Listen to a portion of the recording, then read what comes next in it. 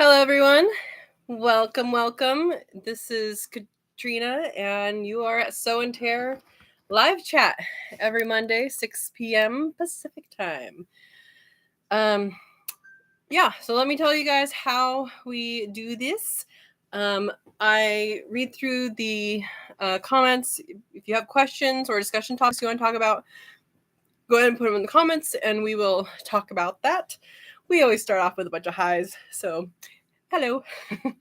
And then in the middle, I will have a pre-planned discussion topic. If we don't get to it first, we might this time.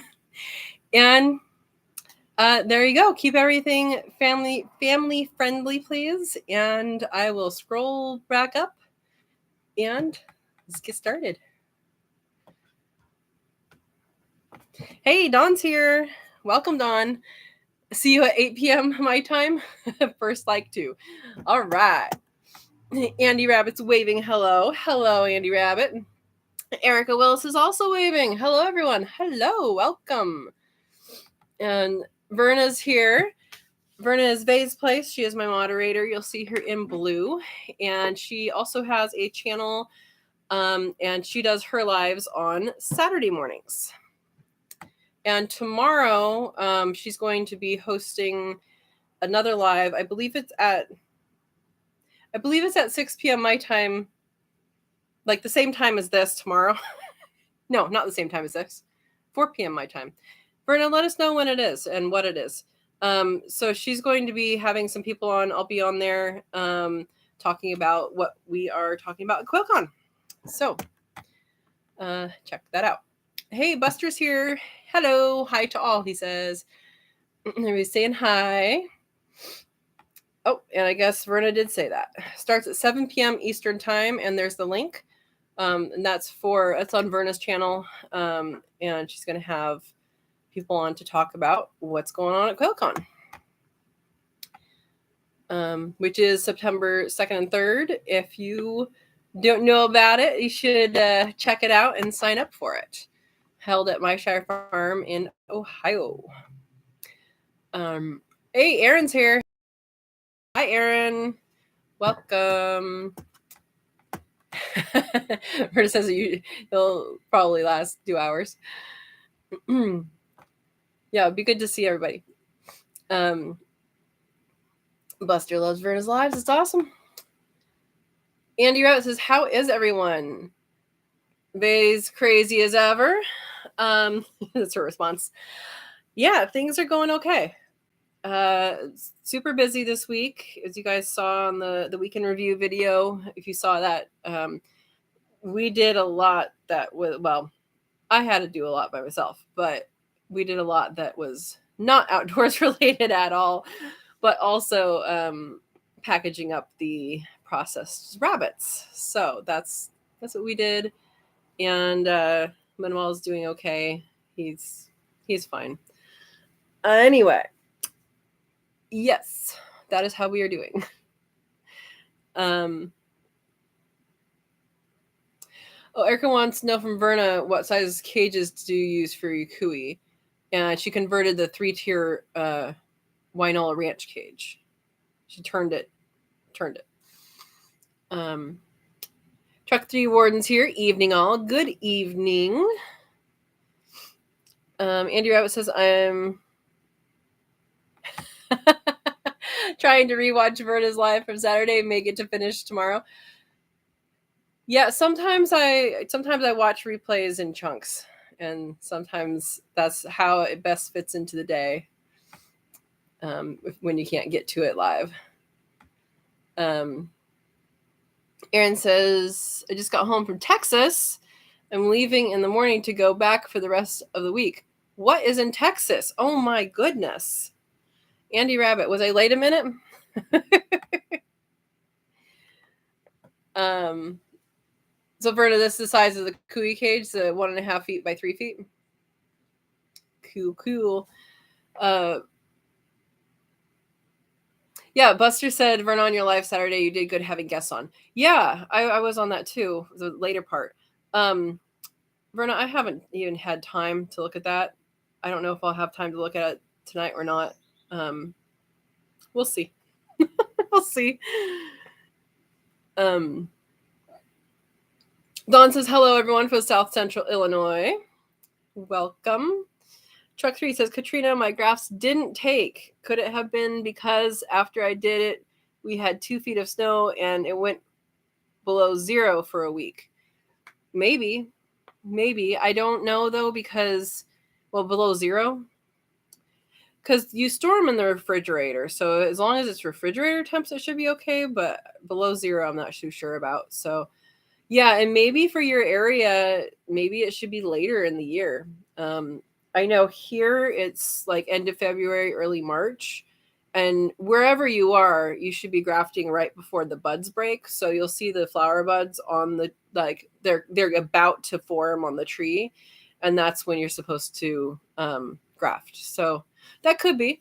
And I mean, practice is always good. So never mind today, you're right. You practiced and next year you'll be good. Or if it's still cool out, you might try again this year. Maybe. Yeah. Verna says, Katrina, tomorrow, right? Yes, tomorrow. 4 p.m. my time, 7 p.m. Whatever time zone Verna is in. JJ's here. Hi, all. Hi, JJ. What is quail? Is that what you named it? Or what is quail con? Yeah. Gidros is here. Hey, Christina. Hey, friends, she says. Steve says, bad news. I have electricity, so I'm here. Greetings from Mississippi, my friends. Why is that bad news? Did you guys have more tornadoes or something? I mean, I would think having electricity is good. Don's. Oh, yeah. Yes, 6 your time. Yeah, the time is interesting. I mean, I chose 6 p.m. for my lives because I needed enough space between when I get off work and when I start, that if I needed to do something late for work, then I was here. But I need it to be early enough. But it's still pretty late for people on the East Coast. So finding a time like that is tough. Hey, Kelly's here, Feather Connections Homestead. Hey, guys. Hi, Kelly. How you doing? How are your bees? Everybody's saying hi. JJ's been busy, been missing everyone. That's all right. It's all right. We've been busy here too. Joy says, hello all from Western Oregon. Hello, Joy. Welcome. Hey, Ed's here. Hi, all. Wife hasn't gone to bed, so I will return when she does. We understand, Ed. Welcome. JJ says, been talking to hubby about what you said about grafting the plum tree. He is thinking about it. Sounds good. I don't know what the buds are doing where you are, if things are flowering already, but if you get in before they flower, that is the best time. Yes, Verna, I got it. What is quail cotton? I mean, you could have one that says what is quail, but I think most of your viewers already know that. Steve says, we had a freak wind shear that took out 4 main power poles and power for about 5,000 people for about 7 hours. That sounds like our couple storms that we had this winter. Weird weather. Joyce has finally got a decent sized freezer. Now to start filling it up. Awesome. That is great. I know when I got mine, I was like, okay, I need to be moderate. I need to be like, I don't need a huge one, a little one. And you, because the thing is, if you have a freezer, you're going to fill it up. Right. And so I tried to designate my chest freezer as a meat freezer. And you guys saw my freezer inventory. It was mostly meat, but it wasn't all meat. So I think I'm doing okay with that. Yeah. Something important with freezers, I don't know if you got a stand-up freezer or a chest freezer, but putting the newer stuff on the bottom, that's definitely helpful. Yeah. JJ says, "Is it too late? Is it too late here to graph? I have to wait till next year." So, JJ, what are your trees doing right now? Are there buds on the tree? Are there buds, or are they leafing out? Because I don't know with your climate if it's too late or not. You can always try it though. Like the worst that will happen is it won't work, and you just try again next year. So people do graft year round. It's just more successful. Is way too late. Okay. People are more successful in in that time right before the buds break. Yeah, it's way too late, she says. Steve says, Katrina, have you done anything in your new freeze dryer yet? So I put in the bone broth, put that in yesterday, and right now it is drying. So I put it in as liquid. I didn't freeze it because, as we just discussed, I have stuff in the freezer. I realize now, after how long it took to freeze in that, and probably how much extra electricity it took, it would be a good idea to kind of make a shelf for the freeze drying trays to go into in the chest freezer, because yeah, that will save a lot of time and probably a lot of energy, because the chest freezer is already cold. Yeah, so it should be coming out, I think, tomorrow. I don't know. It's kind of interesting. It counts up on the drying time, but it doesn't have like a time that will be at the end.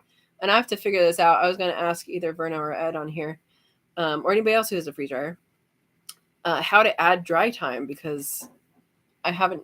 I was going to look it up, and then I started doing something else. I was going to look in the manual, but I don't know that it's there. Anyway, yes, I do. And it should be done, I think, according to how big the bar is. I think it should be done tomorrow, maybe in the morning.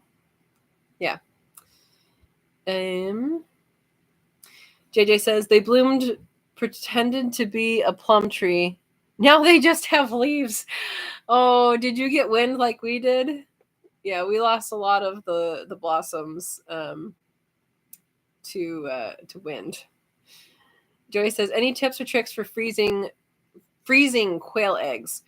I've never frozen quail eggs. However, from what I've heard, scrambling them works best. People do them in ice cube trays. Has anybody frozen them? Not with the shell, but you cut it open, pour it out. Has anybody frozen them like that? Do they come back well, or is it only scrambled? I've seen people, like, I've seen pictures of people just like a chicken egg. It's one chicken egg per ice cube. And I don't think they scramble them, but I have scrambled them and put them in and come raw, not cooked, and it come out fine.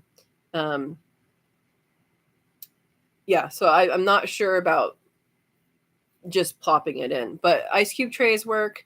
Those silicone molds work. People freeze them in plastic bags.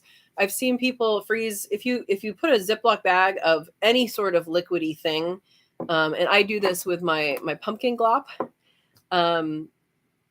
And if you do that with any sort of liquidy thing, it will actually freeze flat if you have a flat space in your freezer. And then what you can do is you can turn it on its side and put it like this, like basically file it. So that's something to think about too, if you're not too excited about the ice cube trays, and if you want to be space efficient, that's what I would do. Let's see what other people say. Verna says, scramble them like you're going to make an omelet, pour in the trays. Yep. Click on custom. I don't think that was an option the most recent thing, but I will check. I think it just said drying. I don't think there was anything else that I could click on except for cancel, and I didn't want to do that. That's where it is though. I will check under there. Thank you, Verna. JJ says, Katrina, how is your battle with flies going? I discovered a patchouli plant. I don't like that smell. That reduced the flies about 3/4, and of course still have the sticky fly tape. Seems to be working. That's good that it seems to be working. I can't stand that smell, so I will not be doing that. It will repel me as well.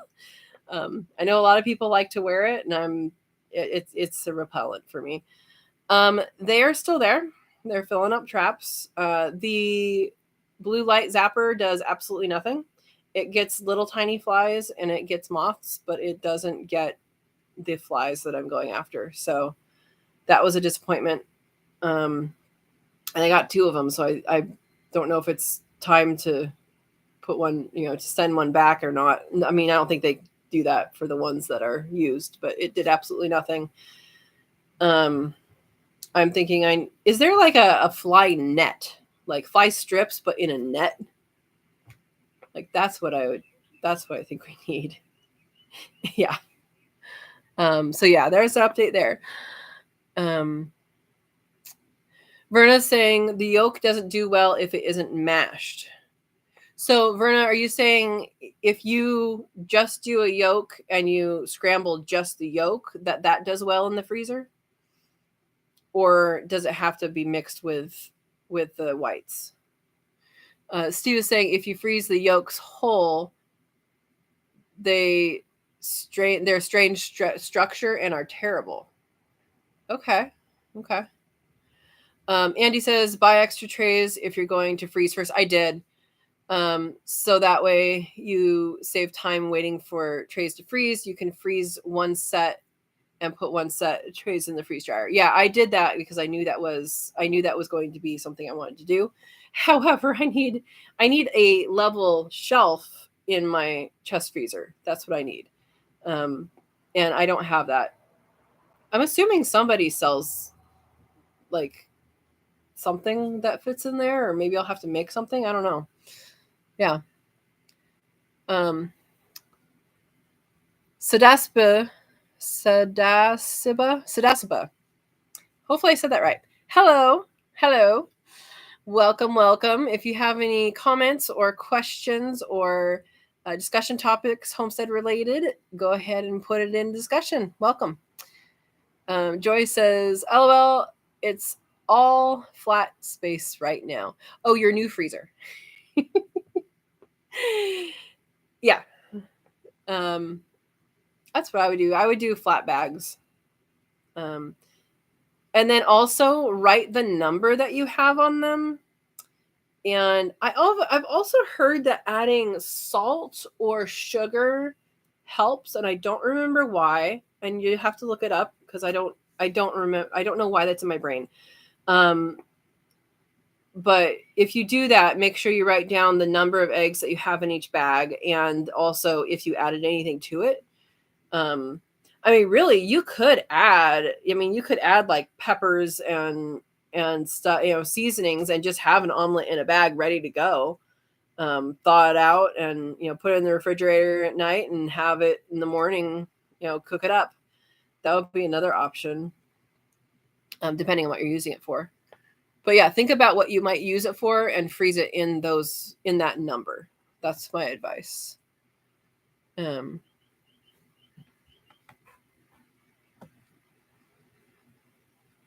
And Steve said you should get an option when it finishes this batch to add extra dry time. Yeah, I thought that you did that. I thought hey, it looks like it's going to have 2 more hours, but I really want to go to bed, and then it would keep drying through the night is when you add stuff. I don't know. That's just what I thought. Verna says extra freeze time. Extra freeze time, extra dry time. She says extra freeze time has to be set before you start your cycle. That is when you hit custom and add an hour or so. You can also add extra dry time. Oh, okay. Yeah, this being my first time, I had no clue when it was going to be done, though. So I think we'll just see what happens. So yeah, that's nice to know that you have to know ahead of time. Okay, good to know. Thank you, Verna. JJ says yes, the patchouli does kind of stink. It seems to repel hubby too, but it works. Interesting. A bit of it. I don't know. When I bought this house, it was a smoker's house, and it literally had black spots on the wall. When I cleaned it, I used if you're trying to clean a smoker's house and have it not be smoke, have it not smell like smoke. TSP, trisodium phosphate, is a wonderful thing that you should be wearing safety stuff with. But it actually does work. It does also have a lot of primers say not to use it if you've used TSP. However, I called them because that's silly. And I was like, okay, what's with this? Why? And they basically said to me, oh, you can use it as long as it's rinsed off the wall all the way. I'm like, why not just say that on the back? If you use TSP, make sure the wall is fully rinsed before applying this material. So anyway, but when I used that, I had literally black and orange coming out of the walls, and it was gross. But she had a little tiny patchouli like oil container. I couldn't find it. I could not find it. And there's a built-in kind of bookshelf thing by the door. It was up on top of there, like on its side, spilling. I was like, I couldn't find it. I finally did. Anyway, there you go.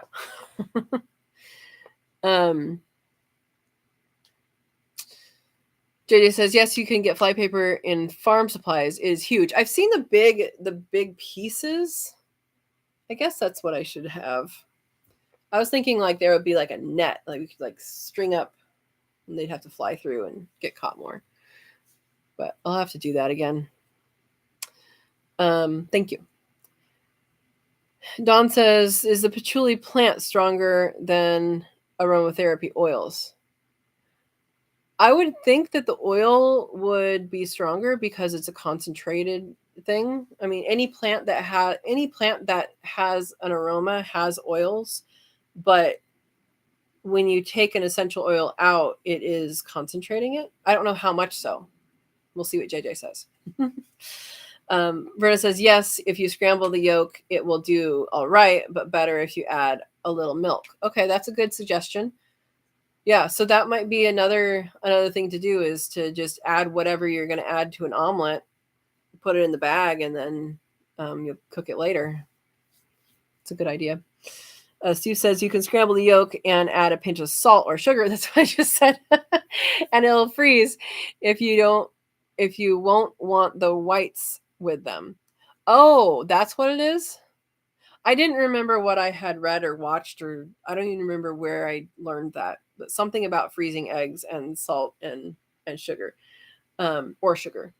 And I think the importance with that is to mark what you did, because, sweet stuff probably should go in baking, and salty stuff should probably go, in scrambled eggs or whatever. Yeah.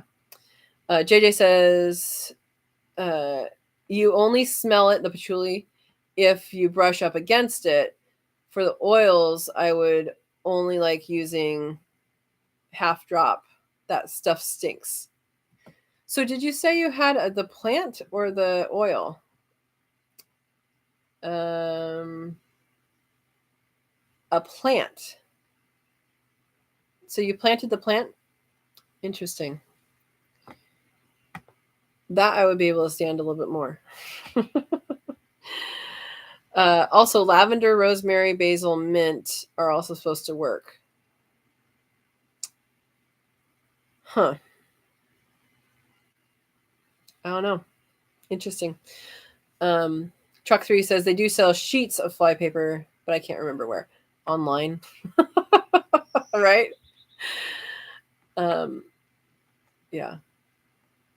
Don says Cool, good to know. I thought the plant would be more powerful smelling.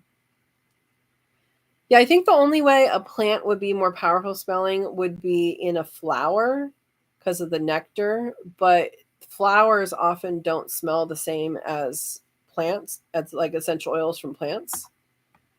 Yeah.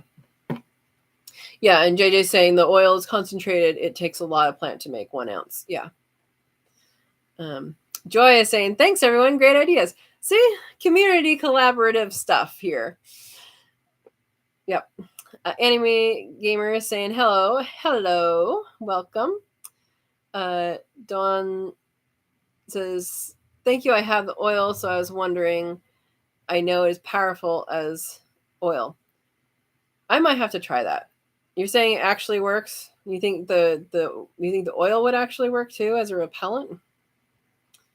I might have to try it, even though I'm grossed out by it. There are certain smells that just don't do well. If I I guess if I don't like it, I can give it away on Craigslist, right? Gidros says, I know you're big on food safety like I am. Get a digital kitchen scale if you don't have one. I weigh trays at the end of the cycle, then back in for more dry time, then reweigh. Oh, you take it out and weigh it and then reweigh. Cool. Yeah, Verna actually sent me one after I couldn't measure my little egg sufficiently. Yeah. So I have that. Thank you, Verna.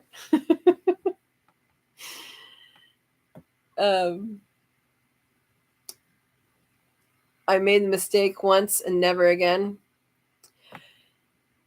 Yeah, I did not measure. I did not weigh these ones before it went in because I honestly was just too distracted and trying to concentrate on what I was supposed to be doing and what was, if things were working right. So I did not weigh mine before they went in. But I think I should know pretty well. If it crumbles, it crumbles. Because I'm making bone broth. So yeah.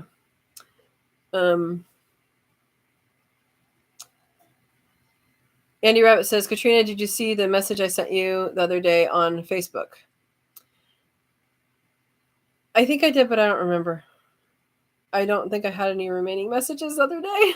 I've been so tired. Trying to think of what it was. I don't remember. I'm sorry. I did see. I saw that you. I saw the one where you introduced yourself, and I saw another one. I don't remember. I'm sorry. I will look after this. JJ says, I can see it now. Katrina is stuck to the wall by flypaper. Who will rescue her? Yeah. That's the other thing is that like we have baby birds in the yard now, so I don't know if I should get like the big ones because I hate sticky traps. I really do. It's a really bad way to go. I mean, it's a really bad way to go. JJ says I have the plant. So the plant itself repelled. If the plant itself repelled, the oil should repel more, right? Supposedly. I don't know. I'm gonna have to experiment with that, JJ. I'm gonna have to research it more, see if how many people are having success with this, and go for it, because you. I mean, right now it smells like fly traps, so which I actually would prefer to patchouli, but there we go. And we're gonna put a link. And JJ says, I don't know about the oil. You would have to replace it often. I'm too lazy for that. Probably wouldn't have to replace it often here in the season of flies because we don't have a very high humidity. But I could be wrong. Yeah. Oh, there's a fly trap net. Let me open this. See if it's what. No, I'm not talking about that. That's just a fly trap. I'm talking about like a sticky net that's like a spider web. We need more spiders. That's what we need. More spiders. Steve says the measure wet to dry is freeze drying. Is so you will know how much moisture to add back. Measuring dry and dry is to sure for fully dry. Yep. That makes sense. Yeah, the how much moisture to add back for the broth, I'm not going to worry about because I will figure out how many teaspoons go into a whatever, and that'll be it. And then you can make it stronger, make it weaker, and go from there. So I'm not gonna worry about that for that, but for future stuff, I definitely know that's the way to do it. I also have seen people use a heat gun to look for cool spots, and I don't have one. I don't know that I want to do that, but yeah.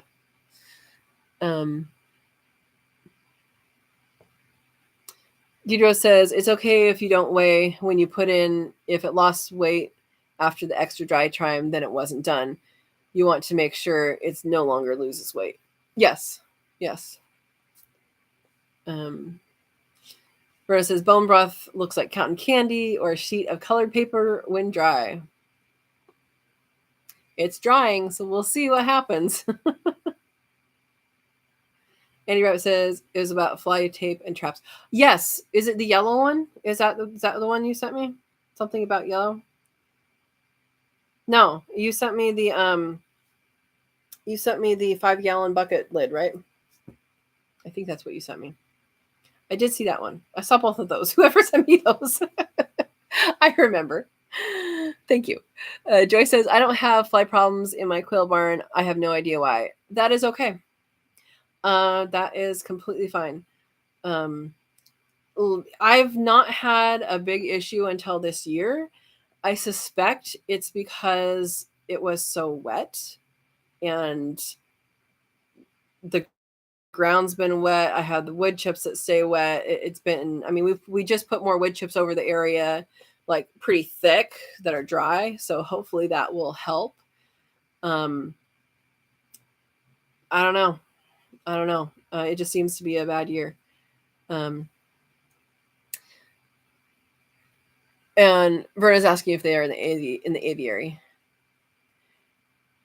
Yeah, there's not many flies in my aviaries. That's not where I'm having the issue. I'm having it over by there's some, but I'm having it over by the rabbits and the chickens, which is, I mean, they turn stuff in pretty good. Quail are really good at hunting, so if they see anything coming out, they're probably going to grab them in an aviary. Yeah. Verna says Katrina always start with a little and increase the moisture as needed. Yeah, and probably give it time in between. Yeah, for reconstituting. Steve says I have flies on my porch 100 feet away from my quail. No flies with my quail. Black soldier flies have come back to life. Awesome. JJ says, what kind of wood is used for the barn? I wonder if cedar would repel flies. I don't think they would, but I don't know the answer to that. And he says, I don't have a problem around the quail either. It's everywhere else in the yard. Yeah, I think the quail, at least in the aviary, because I don't have cage systems, but in the aviary, they pretty much hunt every bug that gets in there. And they're pretty funny about it too. Like, I feel like turning on Mission Impossible music or something. Yeah.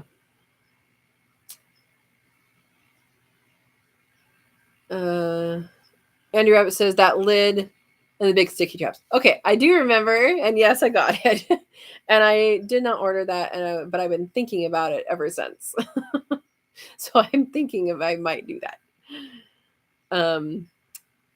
Cedar can kill your quail, Verna says. Yeah, I don't know how close it has to be. Like, I think if it's older cedar that have already off-gassed, I don't know how long the off-gassing happens. Like, if it happens throughout however old the cedar is, or if it's just fresher. I don't know. JJ says, it didn't help that we had a huge snake get chopped in the heat pump and splatter all over the quail shed. That doesn't help anything. Oh boy. Joy says I have more issues with rats and raccoons. Bring on the flies.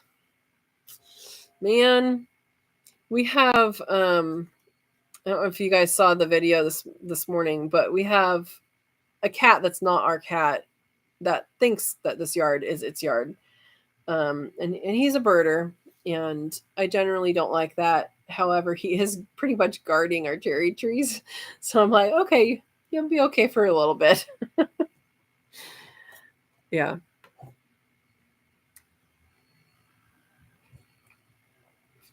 Verna says the reason why you don't have a lot in the aviary is quail will eat the maggots. Yeah, so they do. They don't. I mean, when I turn over the when I fork over stuff, they go crazy and eat all sorts of little tiny specks that I don't know what they're eating. But they do find stuff to eat in there. Yeah, for sure. The chickens should be doing that too, though. JJ says, good to know. I killed my son's classroom mouse by cleaning his cage and putting cedar chips in it for bedding. Oh no. My son never forgave me. That's so sad. That's so sad. I had a pet mouse when I was in 4th grade. Someone brought in mice and they had babies, and then they gave the babies away, and I got one, named him Jumper because he could jump. He didn't live too long, but I'm not actually sure how long mice live. But yeah, it was fun little pet. But I agree, I don't need mice or rats in the yard. Don says my quail love to attack flies. Yeah, they seriously, they're hunters. They're much better hunters than the chickens, for sure. Joy says I have hanging cages. Chuck 3 says my quail barn is made of cedar and tamarack, and I have flies trying to come in through the screens. Yeah. Andy Rabbit says I really like the sticky traps. They trap a lot of flies. I think that's what I need, because I have a lot. They're just flying. They just fly around all day, and I don't like. They're just flying for no reason, and yeah, I'll have to get some. Verna says, just don't sand any of it. Yeah, so that's something. That's something about safety is cedar. Well, for people too, right? So you're supposed to wear a respirator when you're cutting cedar. I know people don't, but you're supposed to, especially fresh cedar. And okay, it was rough cut years ago. I will not change it. It is very rustic. Yeah, years ago is why it's safe. Yeah, that's something that I was wondering about, is how long does it have to off gas before the bad stuff is gone? And I don't know the answer. JJ says I would rather deal with flies than rats. Yeah, we have something eating the unripe peaches, and that's not making me happy. Here's a question, not my planned discussion topic, but a good question. What do you guys do with unripe peaches? Do you guys have recipes for green peaches? I think at one point my mom sent me a recipe for a green peach, green meaning like not ripe yet, a green peach curry or something. I'm just thinking this year's peaches for the Desert Gold tree are probably not going to be great, because it did have peach leaf curl, although not as bad as I thought it would, because I didn't do the copper spray because it was raining all the time. That's the only thing I spray with. And they're okay, but they are kind of like a sugar added thing. I'm wondering if the green peaches, if there's more recipes. And I haven't looked, so this is just me pulling it out of, hey, what do you know? Teach me. Dawn says I have one screw in one cage, and one hen will attack the screw head half the day, jumping up to get it. Dawn, I've seen males do it. I don't know if the females do it, but in the with the jumbos in the aviary, there, you guys know the plumber's tape I use to secure the water line on the wall, on the fence. That, so it's like this, and then it goes around it, and then it's like this, and there's two screws that go into the wall. There is, I don't know if it's one or several. There is a male that will take it with his beak and plink at it, like, like a juice harp, like the twang, twang, twang, twang. I have not been able to get it on camera, but it's so funny every single time. I'm like, you're just screwing around, making music. They're so funny. It'd be entertaining. Yeah. They are fun though. JJ says, sounds beautiful. To Chuck 3 Warden. Yeah, the barn. Yeah. Joy says, me too. Oh, would rather deal with flies. Yeah. Yeah. Verna says, when you can't smell a cedar, then it might be fine. That's kind of what it sounds like. Yeah, sounds good. The curry. Yeah. I know nothing. I know very little about eating the unripe peaches. I know that like things like papayas are used unripe as a vegetable. So I'm wondering like what the nutritive component would be of an unripe peach. They're gonna ripen here pretty soon. There's broken branches all over the place, but prune your trees, guys. Yeah. JJ says put out some water bowls and they should stop eating your peaches. I think, I don't even know what it is. I think it might be, I don't think it's birds yet. The birds will get the unripe softer fruit, but it might be squirrels, and squirrels are just little terrors. Kelly says, sorry, not super chatty. This time is hard for me, but I've been listening. Whilst that's a good word. Getting kiddos to bed. It's all right. It's all right. You're here. Anime says, I've seen people make green peach syrup.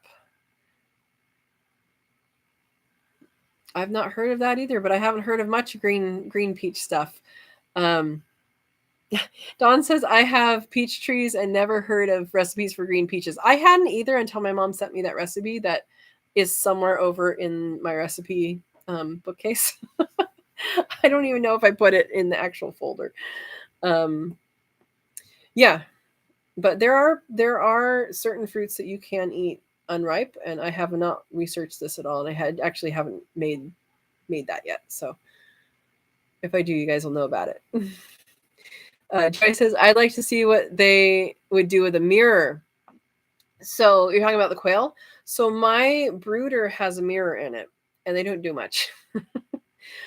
Some of them do look at themselves quite a bit, and I kind of think that at the beginning they don't really know. They just think it's another one. But there are, as they get older, I think there are some that really get to understand that that's them in the mirror. Yeah. So I do have that because then you have double the babies when you look in the mirror. He jumped. Truck 3 says it was built for chickens but turned out too nice, so put the quail in the back room with a hanging door. My father passed away a few years ago, so it was kind of a memory barn. Yeah, memory good. Steve says just put unripe peaches in brown paper bag. They'll ripen in time. Yeah, my issue is that this, I know that this particular variety is called Desert Gold. It is an early peach. It is about a month late right now because, weather. But it's an early peach, and it's just good because it's an early fruit. It's just a peach. It's nothing delicious about it. It's a homegrown peach, but in the years that it has peach leaf curl, it tends to have smaller fruits, and it also tends to not be as flavorful. So I'm looking for an alternative use for that because I have more peach trees that will give more peaches soon. I'm just looking for an alternative use for green peaches, or even just peaches that aren't up to standard, you know. I think canning them with, you know, the sugar syrup. So last year I did an experiment with canned peaches, and all the books say that the hot pack peaches are better.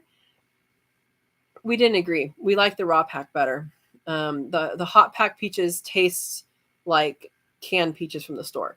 The um, the cold pack or raw, I don't know, I think it's called cold pack when you talk about peaches, was a much better texture and it had a better taste. So we actually liked it with the light syrup. We tried light syrup and extra light syrup. Extra light syrup tastes like canned peaches, you know, like the canned in water peaches that it just kind of is a bleached out or a leached out flavor. That's what the extra light syrup tastes like. The light syrup is comparable to the sugar levels in fruit juice. So that one was the one that we preferred. So, and you could tell the difference side by side. You could tell the difference side by side. If you were just said, "Hey, here's some canned peaches," nobody would know the difference. If you didn't have, I mean, I have canned peaches without sugar, and that works fine too. It is better with the sugar because it keeps the the flavor a little better. It also keeps the color better when you have that, but I don't really care about color. Yeah. Interesting. And Myrna says to Kelly, we understand. Yep, absolutely. JJ says, glad you are with us. Feather Connections. Yep. And JJ saying, very nice memory, truck 3. Yeah, and when you have something standing there, then it, you know, it's there and it's there as a reminder. That's really good. We're gonna put a link to all recipes. Let's see what that is. I was being slow, so I'll look at it later. We'll let it load.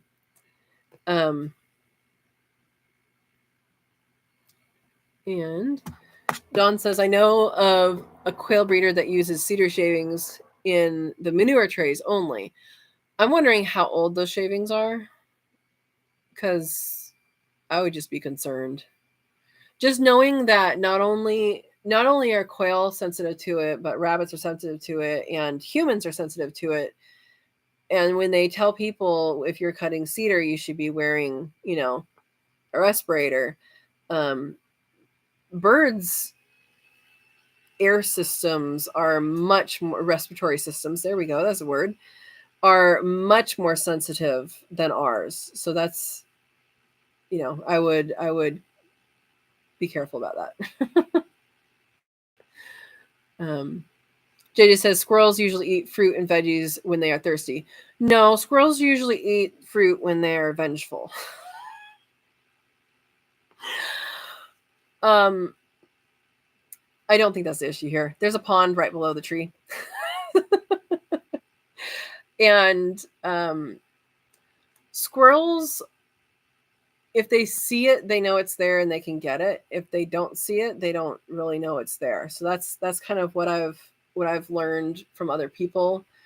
But with the squirrels in our neighborhood, I know for a fact that one of the squirrels, at least, is vengeful.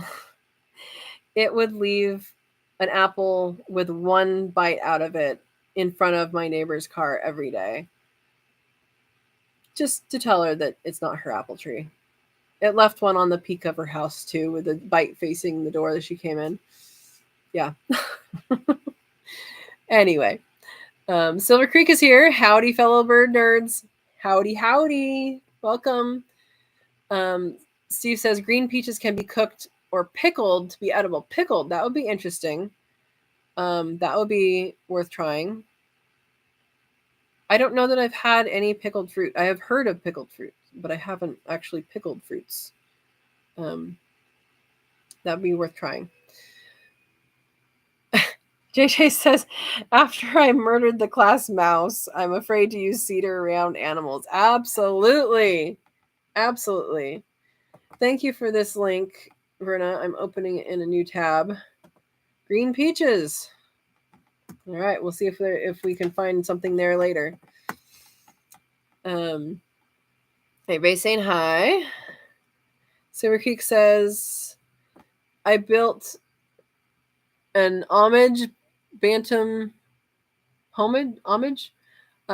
chicken tractor for MASH and use it for quail as a quarantine for new birds that come in. I don't know what kind of chicken tractor that is. I remember MASH the show. Was there a chicken tractor on there? But that is cool.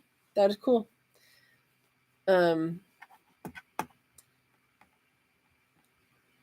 says, Katrina, did you ever think of using them in a peach salsa and making them spicy?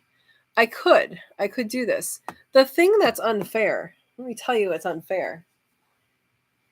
We have peppers, not very many, but we have peppers now because I had the peppers inside.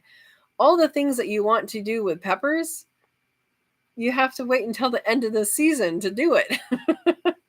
But no, that is a very good idea. Peach salsa is something that I made a peach chutney once. It was okay. I think I needed a different recipe. But yeah.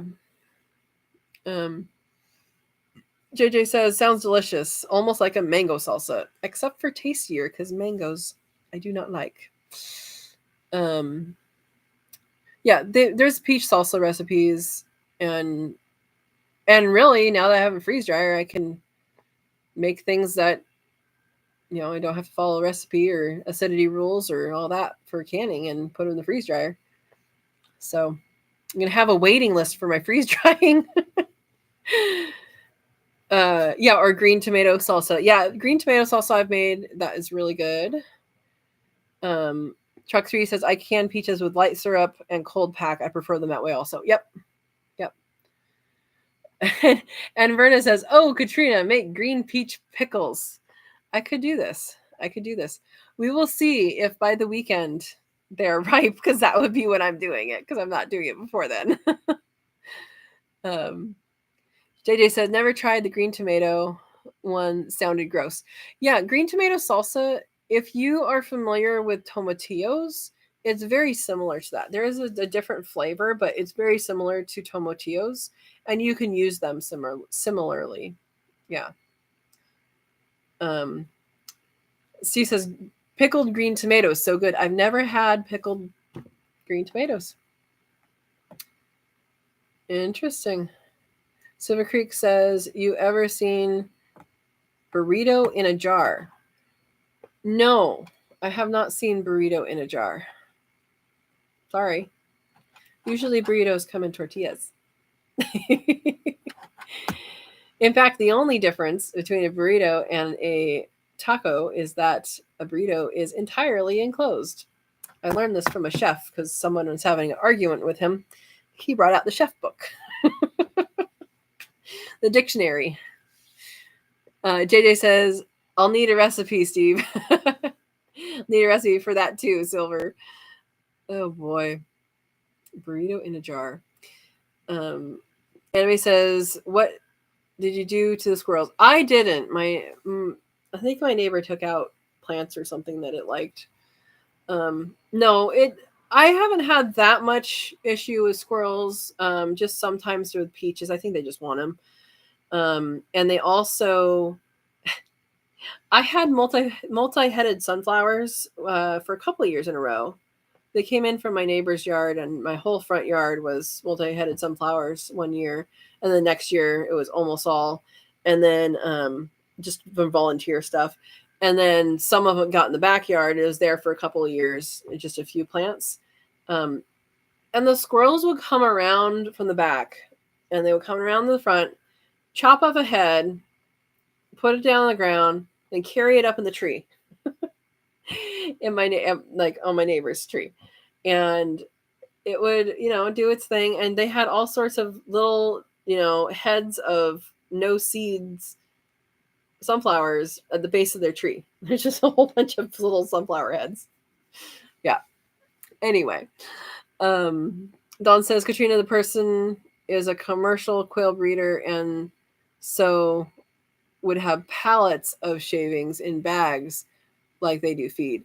Oh, interesting. I wonder how old the shavings have to be, though. I would assume they would off gas faster than like a board, but I don't know. Interesting. JJ says squirrels like to dig up every plant they watch me plant. Yeah, they are industrious. That's a good word for squirrels, right? Industrious. Where it says, if squirrels see how much you like it, they will make sure to beat you to that fruit. Yep. I had a ground squirrel in the yard. It was so weird. We're in town. We don't have ground squirrels. Ground squirrels are probably like a mile away. And a ground squirrel showed up in my neighbor's yard. We're like, where did you come from? And the only thing I can think of is that a hawk dropped it or something.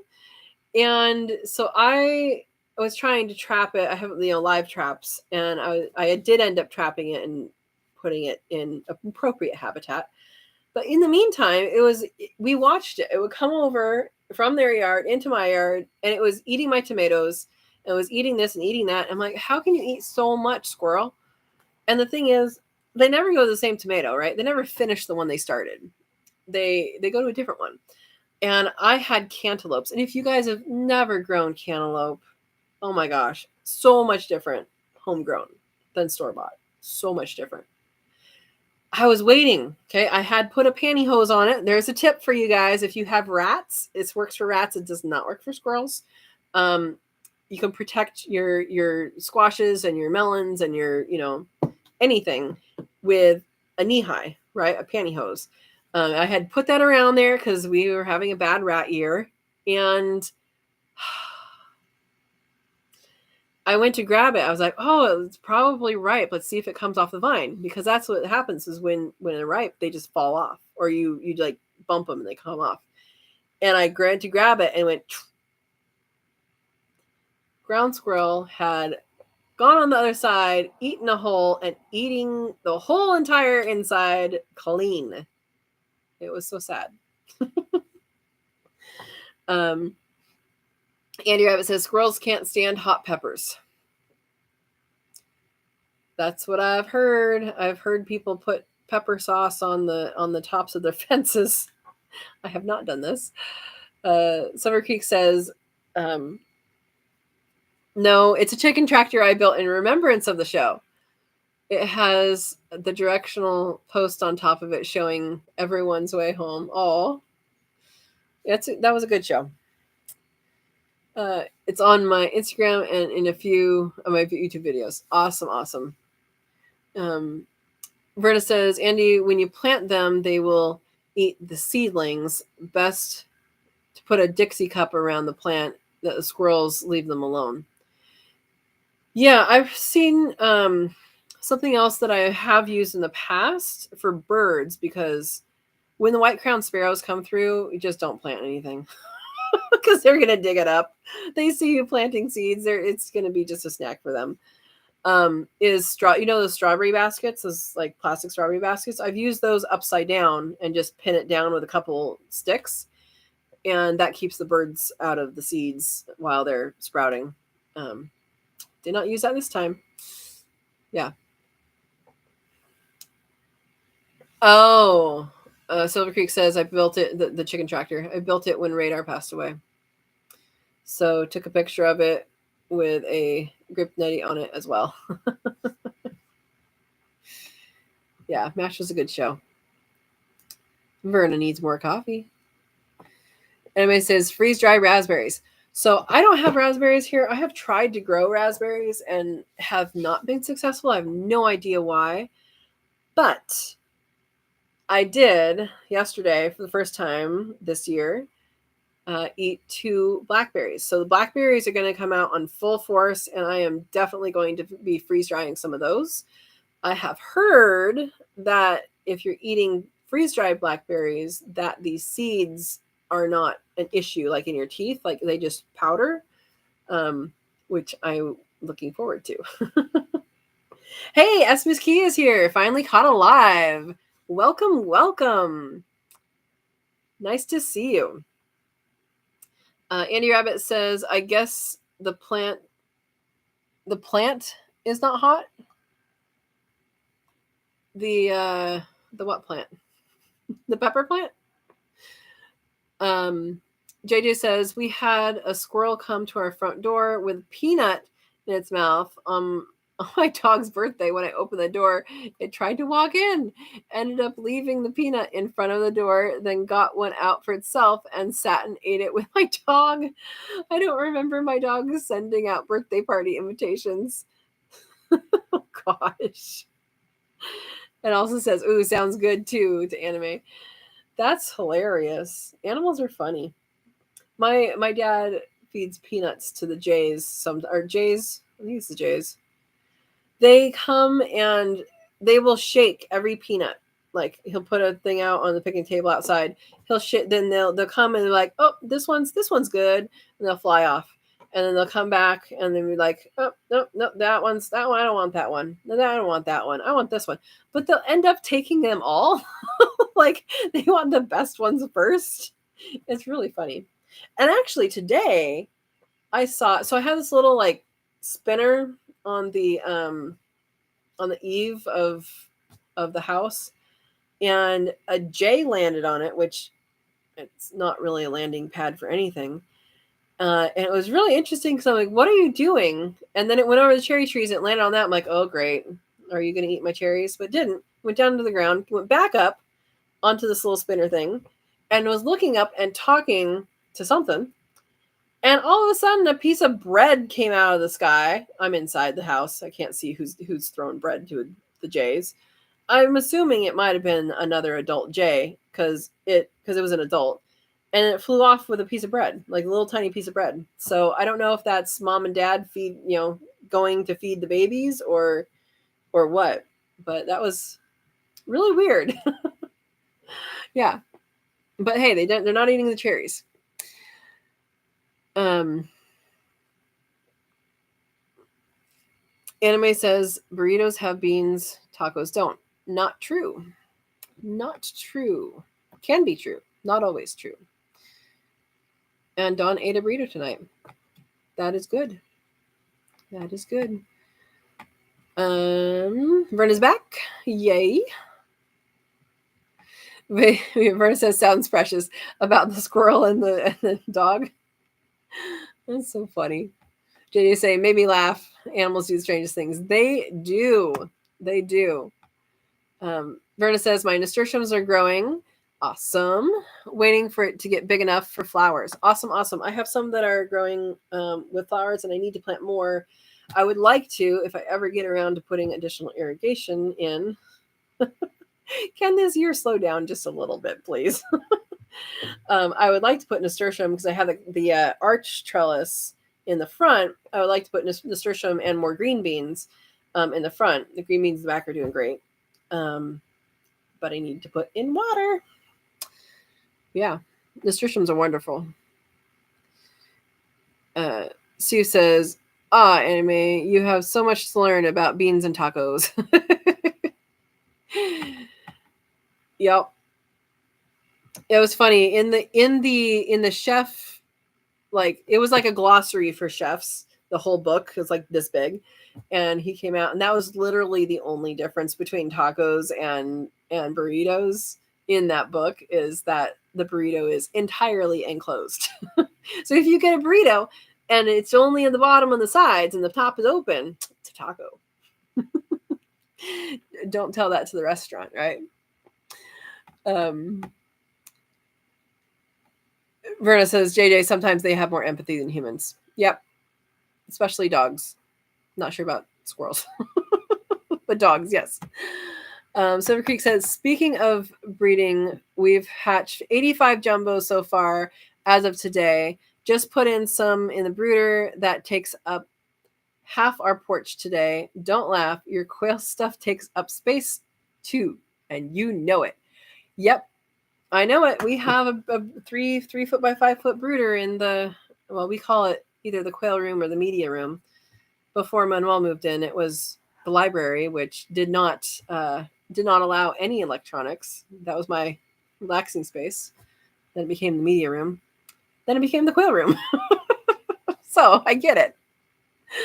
JJ says, yep, I think God uses animals to make us smile when things are bad. Hey, I know what this is. Father-in-law, I'm learning all these acronyms. Says that chicken wire cut the squirrel's little paws so they don't like to climb or dig in it. Oh, when you lay it down on the ground. Yeah. JJ says, yum, at freeze-dried blackberries. Now I'm hungry. I always make you guys hungry, right? You don't eat until after we're done, right? Anyway, says, try to grow red ones or black ones. I've tried to grow the red ones and the golden ones are the two types of raspberries I've tried to grow. Yeah. Andy Rabbit says, Katrina, I think pepper plant. Verna said, put a cup on them when they are seedlings.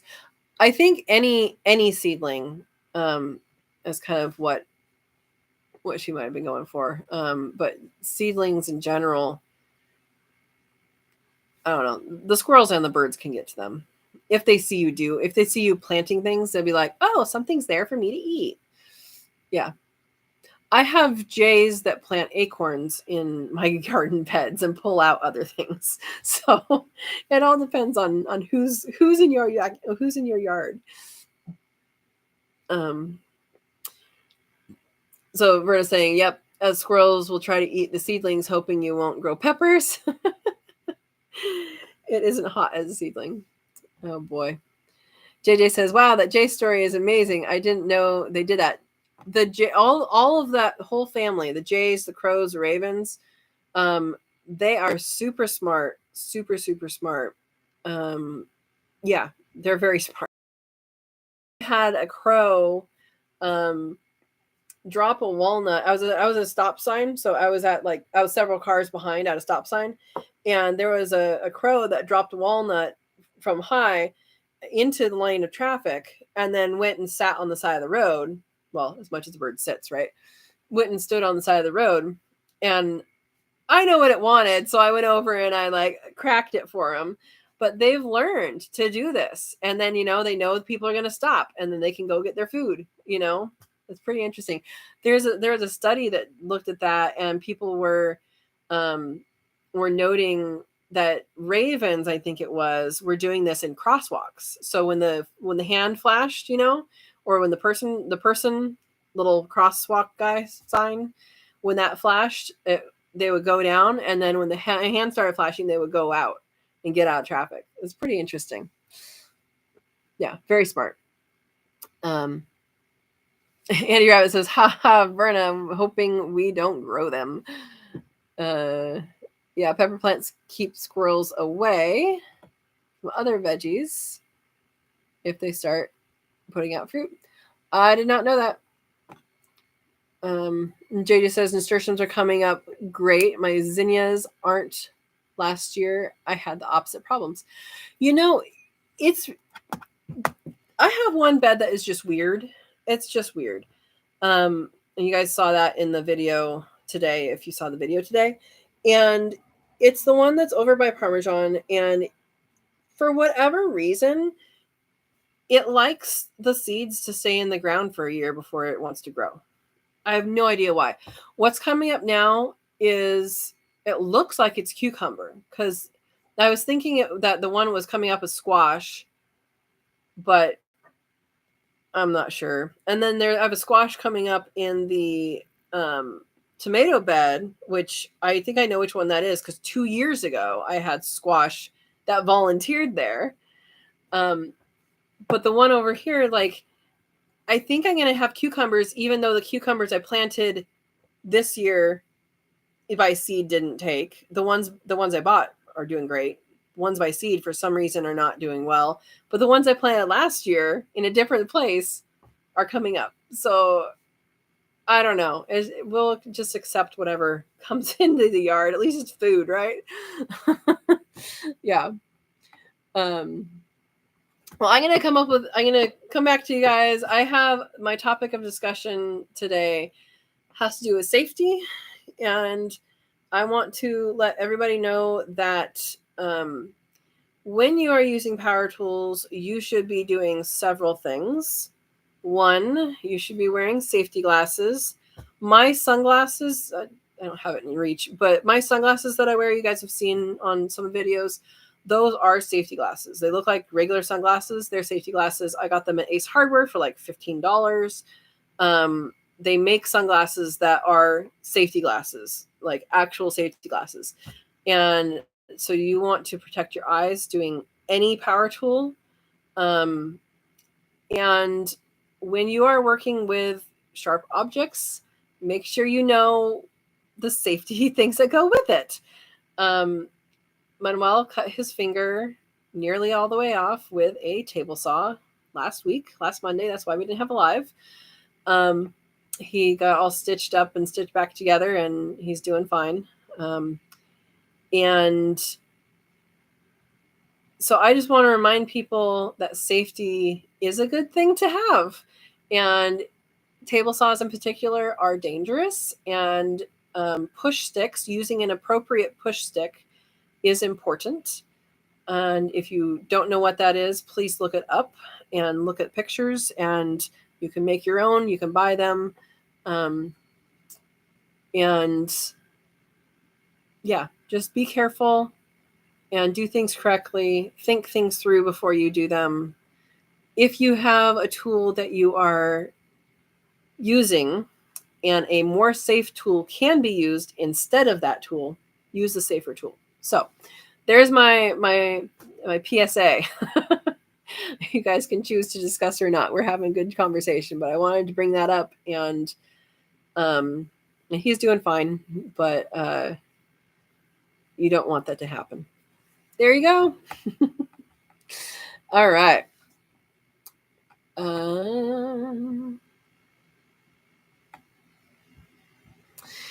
Verna says, yeah, JJ, the nasturtium said takes 2 weeks to germinate. Mine only took a couple days. I think it if they're soaked or if they're scarified, like if you scratch sandpaper on them, or some other that, they have a seed coat that's on the outside that needs to be broken through, and both of those methods work, then it might take off faster. And then also just there's varieties, and there's different weather conditions and water conditions and all that. So that's good. Andy Rout says, hey guys, how many days to hatch chicken eggs? 21 or 27?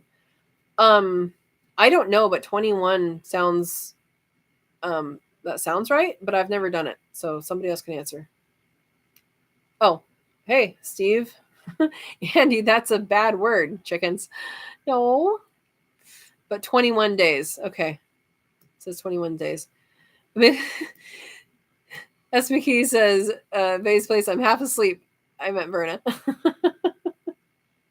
Aw. Well, if you need to go to sleep, we understand. Andy Rabbit says, I'm asking for a friend, Steve. JJ says, I've read that nasturtium are good for the immunity system. We might want to use this year to our advantage.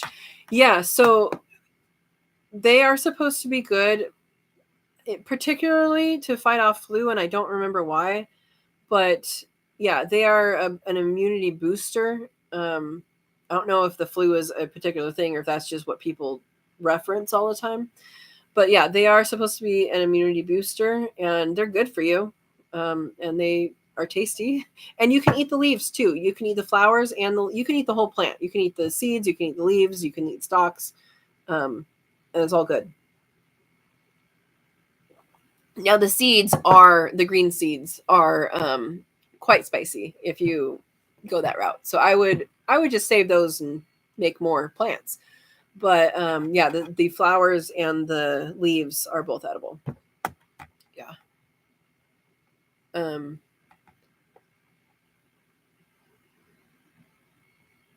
Base Place says, it's okay. I just thought it was a sticky key. Yeah. And to JJ, usually nature will help prepare us for what's coming. You know, in 2020, I had 2 plants come up in my yard that I have never seen in my yard or in my neighbors' yards. One is mullein, and I know what mullein is. It's a general weed that it grows where I grew up. I've not seen it here in a very long time, like ever. I don't even know if I've seen it where in my region ever, but it showed up in my yard. One plant.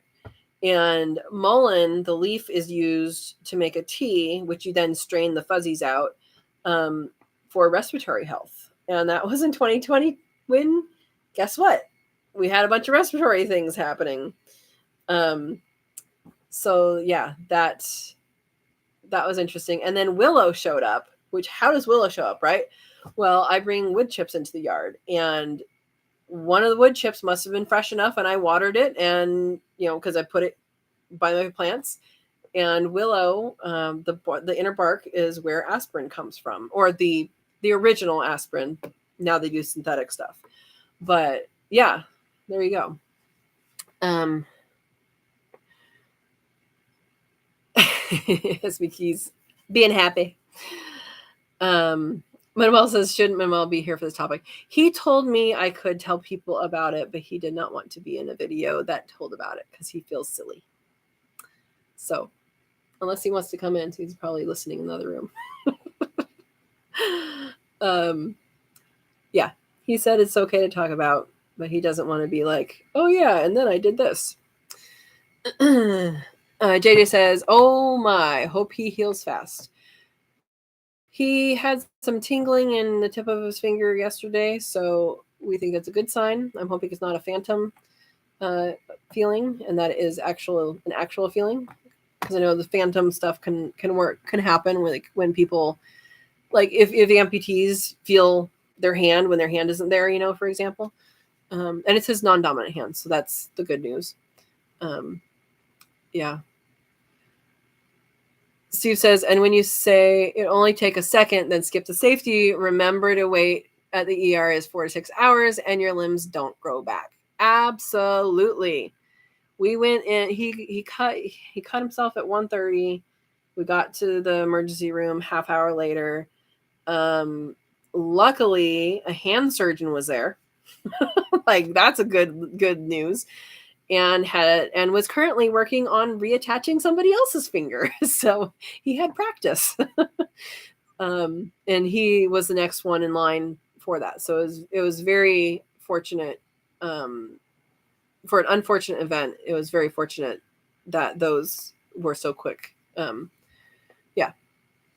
David Lister. Hi, everybody. Hi, David. You came into a gory topic. Welcome. You can talk about something else. That's okay. Anime's back. Welcome.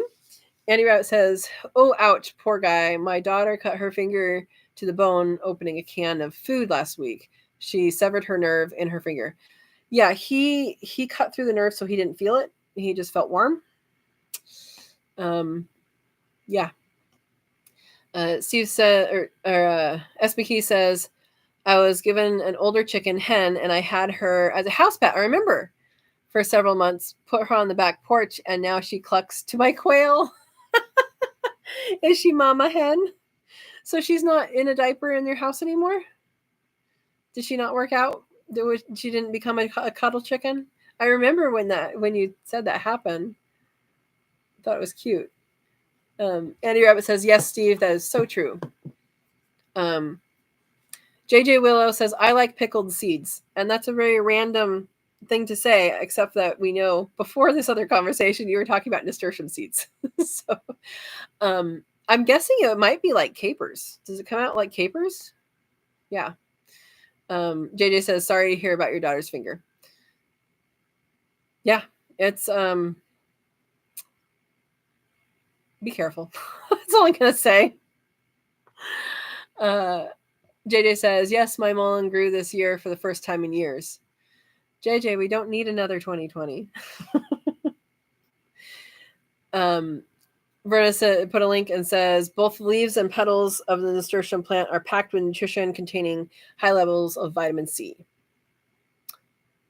They're good for you. They're good for you. I'm going to scroll up. Oops. You guys are jumping around. Hang on.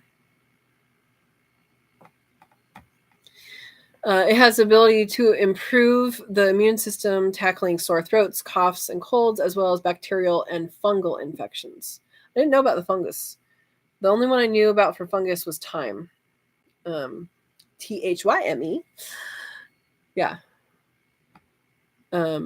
It's good for you, so you might as well grow it. And in a lot of places, it naturalizes. It naturalizes. I said that word really weird. Mine comes back every year in a certain place, but it doesn't go the whole season because it's in a place I don't water. So I'm watering in a different area now. Yeah, it's a good plant. Nice find, JJ says. I agree. Vase Place says, tell him not to be ashamed. He just learned a valuable lesson. Yes, he did. Oh, Vernon Miss Dave. Researching. Yes. Andy Rabbit says, I'm happily laughing with you, Katrina. I don't remember about what, but that's fine. Anime says, wasn't here if you answered raspberry question. Yes, I tried to grow Heritage, which is a red variety of raspberry, and golden raspberry, and they did not, neither one of them would grow. The blackberries grew great, and it may have been a quality of the start. It was just, those sticks that had little tiny roots that you get at, Tractor Supply or whatever.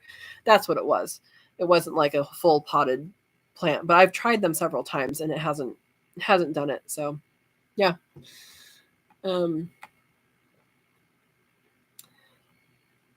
Sue says, I'm allergic to her dander. Oh, I thought it was a cold, but figured it out. That's unfortunate. Hopefully having her outside, you can still have some contact without breathing all her dust. Yeah. JJ says they are hotter or peppery. They were talking about the nasturtium seeds. They're hotter or peppery flavor than capers, but if you can get a good recipe, they're almost just as good. Okay. Now, for those that don't know, caper is actually a bud of whatever the caper plant is, but that is actually a bud. So much like the cloves, the spiced cloves is also a flower bud. This is also a bud. What other seasonings are buds of flowers? Maybe we should think about that. Those are only two that come to mind for me. Maybe. I mean, saffron is the male part of flowers, or sorry, the female part of flowers, not the male part of flowers. Yeah. David says we stumbled into 20 chucker partridge eggs. How do you stumble into those? They go into lockdown on Wednesday. Does anyone have any experience with them? I have eaten them. When I volunteered a couple summers at a wildlife refuge and in Oregon, and the manager there was a falconer, and he had two. What was it? It was a gear falcon and a prairie falcon, maybe? I don't remember.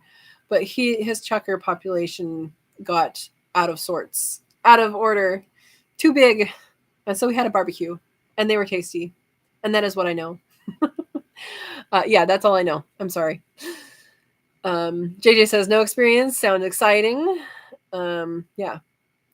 Oh, David wants to know what's happening tomorrow night. Tomorrow night, Verna is hosting a What is QuailCon talk at 4 p.m. Pacific time, 7 p.m. her time. So what are you in? You're in Central or Eastern? You're in Eastern time, right? You're in Eastern time. And I'll be on there and other people will be on there. We're talking about QuailCon and what's going on there. Anime says, grow the black raspberries. They grow like wild and are yummy. That's a good thought. I like berries, any kind of berries. Any kind? Do I like any kind? I like every kind I've had so far. I'm not a big fan of cranberry. That's the only thing I'm not a big fan of. But any other berry that I've had so far. Yeah.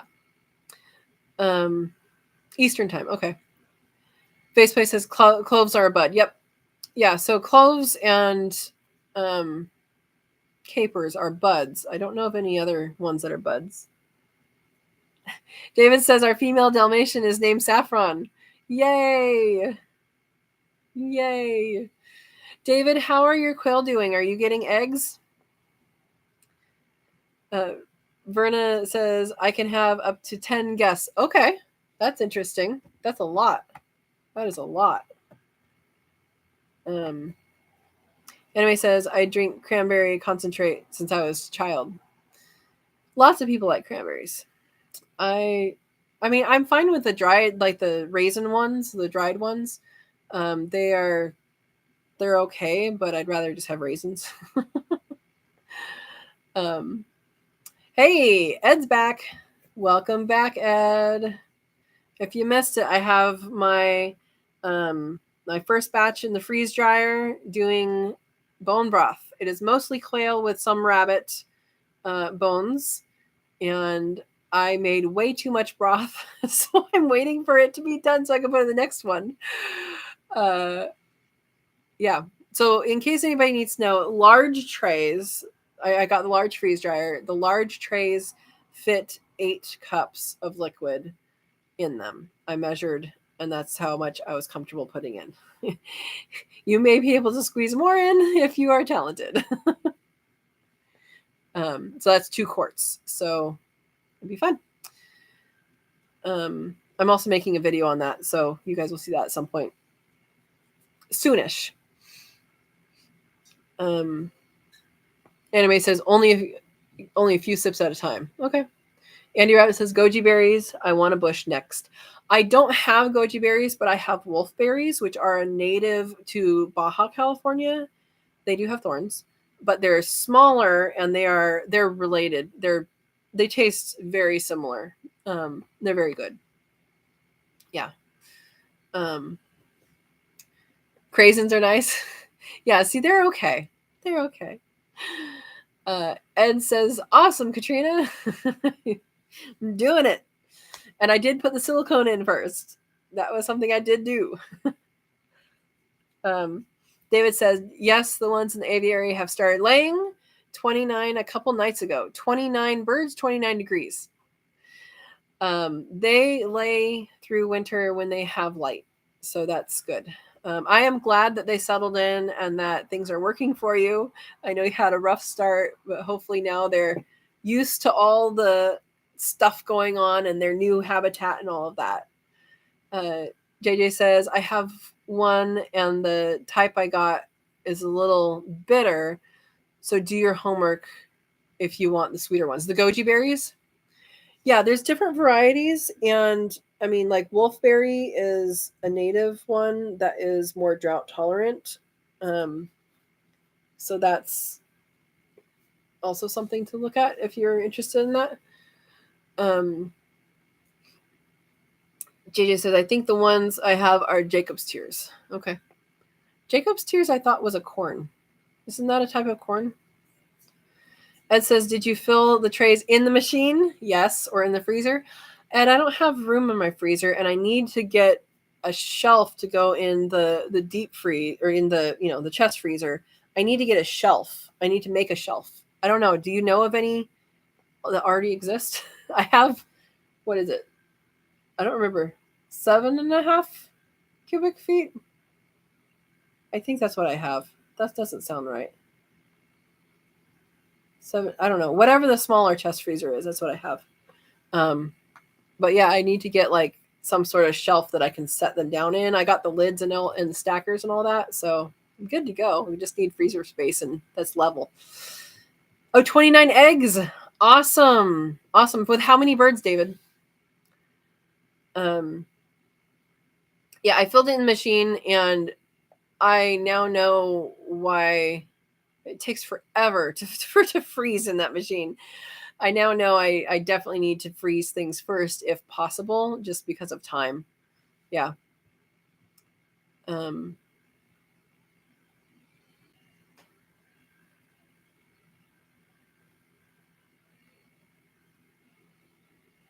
Okay. So JJ wants to know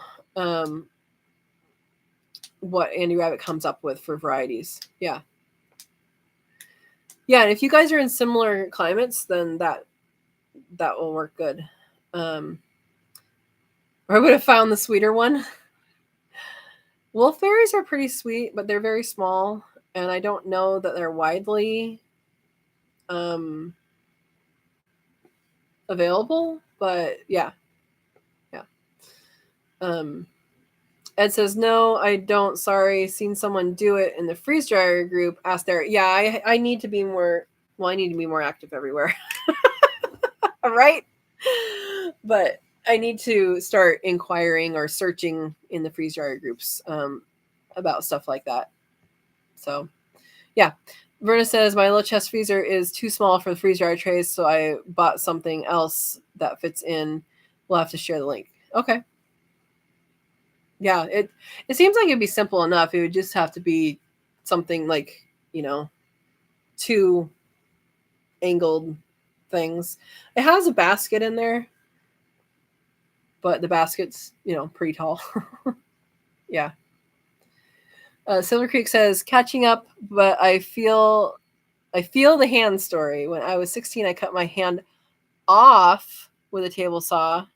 Manuel, are you listening? I don't think he's listening. Cut a hand off with a table saw, and all but my ring finger was reattached. Now I'm the 4-fingered one. Oh my goodness. I am glad that you were able to keep your hand. That is amazing. That is, ouch. I'm sorry, but I'm glad you have it back, most of it. Goodness.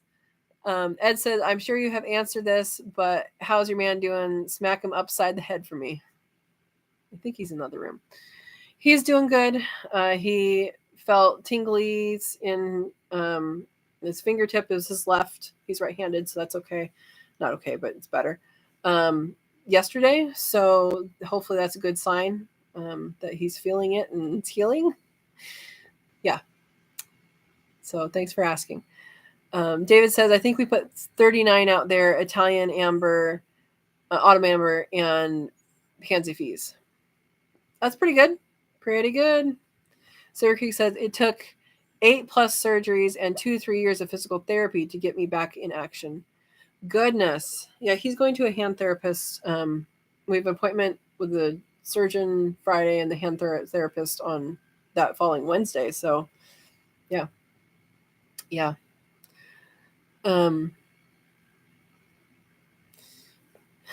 Silver Creek says, me too, it's a miracle. I even have 4 fingers. Yeah. And Ed says, that's promising. Yes, it is promising. And I mean, the doctor gave him a 98% chance that the fingertip would live, which is pretty high. I mean, it's just a random statistic from a surgeon, but it's still, makes you feel better about it. Yeah, so that's good. Silver Creek says, me too. I'm 37 now, so I don't know any other life, but missing a finger at this point feels normal, except the aches from weather changes. Yeah. Yeah, that's a major thing to cut it all the way off. When I was little, we still lived in Southern California. My dad accidentally cut his wrist open, and the corral plates, like the bowls and plates, the corral, are not shatterproof. They, at least the older ones, they advertised themselves to be shatterproof. They are not. He dropped the bowl getting it out of the cabinet, and it shattered on the counter. He went to catch it, and it shattered on the counter, and it cut his wrist open. And he told me call 911, and I'm a little kid, my daddy cut his wrist. He's running over. Hey, I'm okay. I didn't do it on purpose. Here we go. And we walked over. well, called 911, and the fire department was like backwards kitty corner from us, and so it shouldn't take them that long to get there, but they were taking a long time. So my dad decided we were just going to walk there, and so we were walking there and got there. He was lightheaded and sat down on the grass, and the sprinklers came on. So his reaction was okay because he got back up. And then they took care of him, and someone came and got me and my brother, and he went to the hospital. So there we go. And he's much better now, but still, I think when it's cold, it affects. So just don't cut yourself, guys. Avoid it.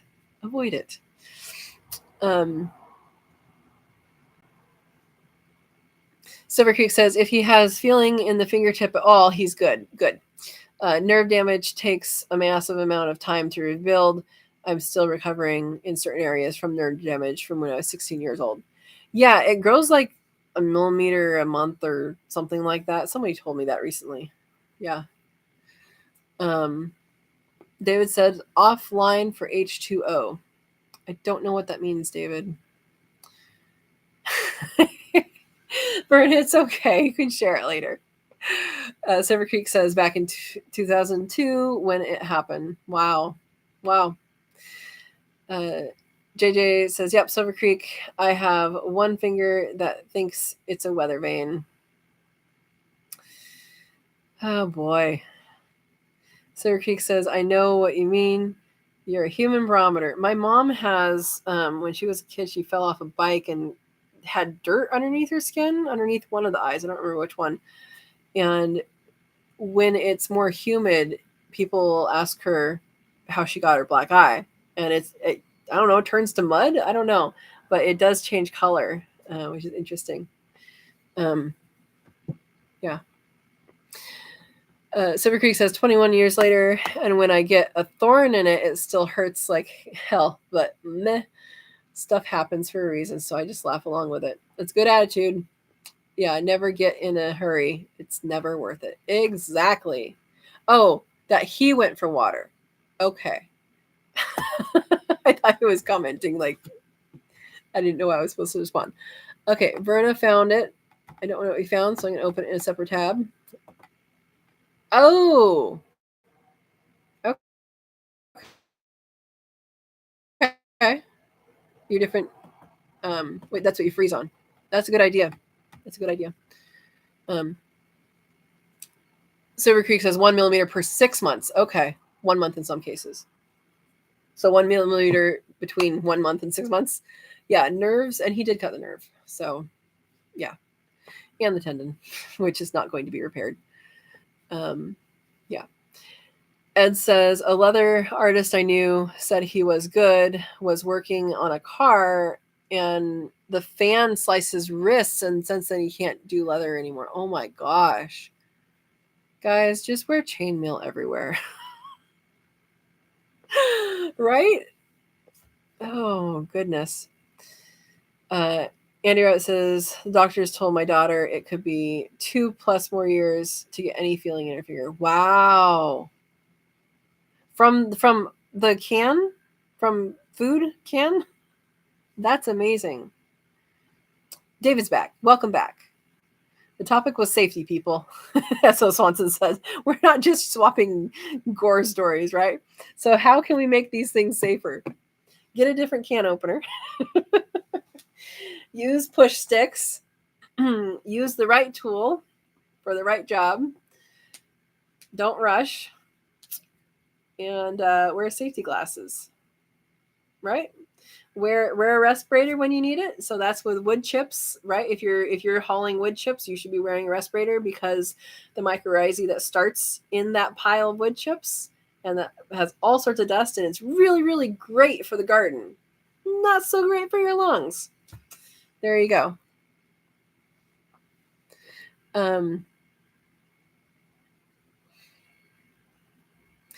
Vase Place says 2 of them fit on the medium shelf. Oh, so you can just slide 2 of them in. That's even better. I was thinking you're going to have to pry it off and put it on your other tray, but that would make sense. That's awesome, Verna. Silver Creek says the more he messes with that finger to activate the nerves, the better chance of them healing will be. It's going to feel freaking weird to him, but does help. Yep. Andy Rabbit says it makes me realize safety is important. Good. That was the point in my little spiel. Yes, from the food can. Goodness.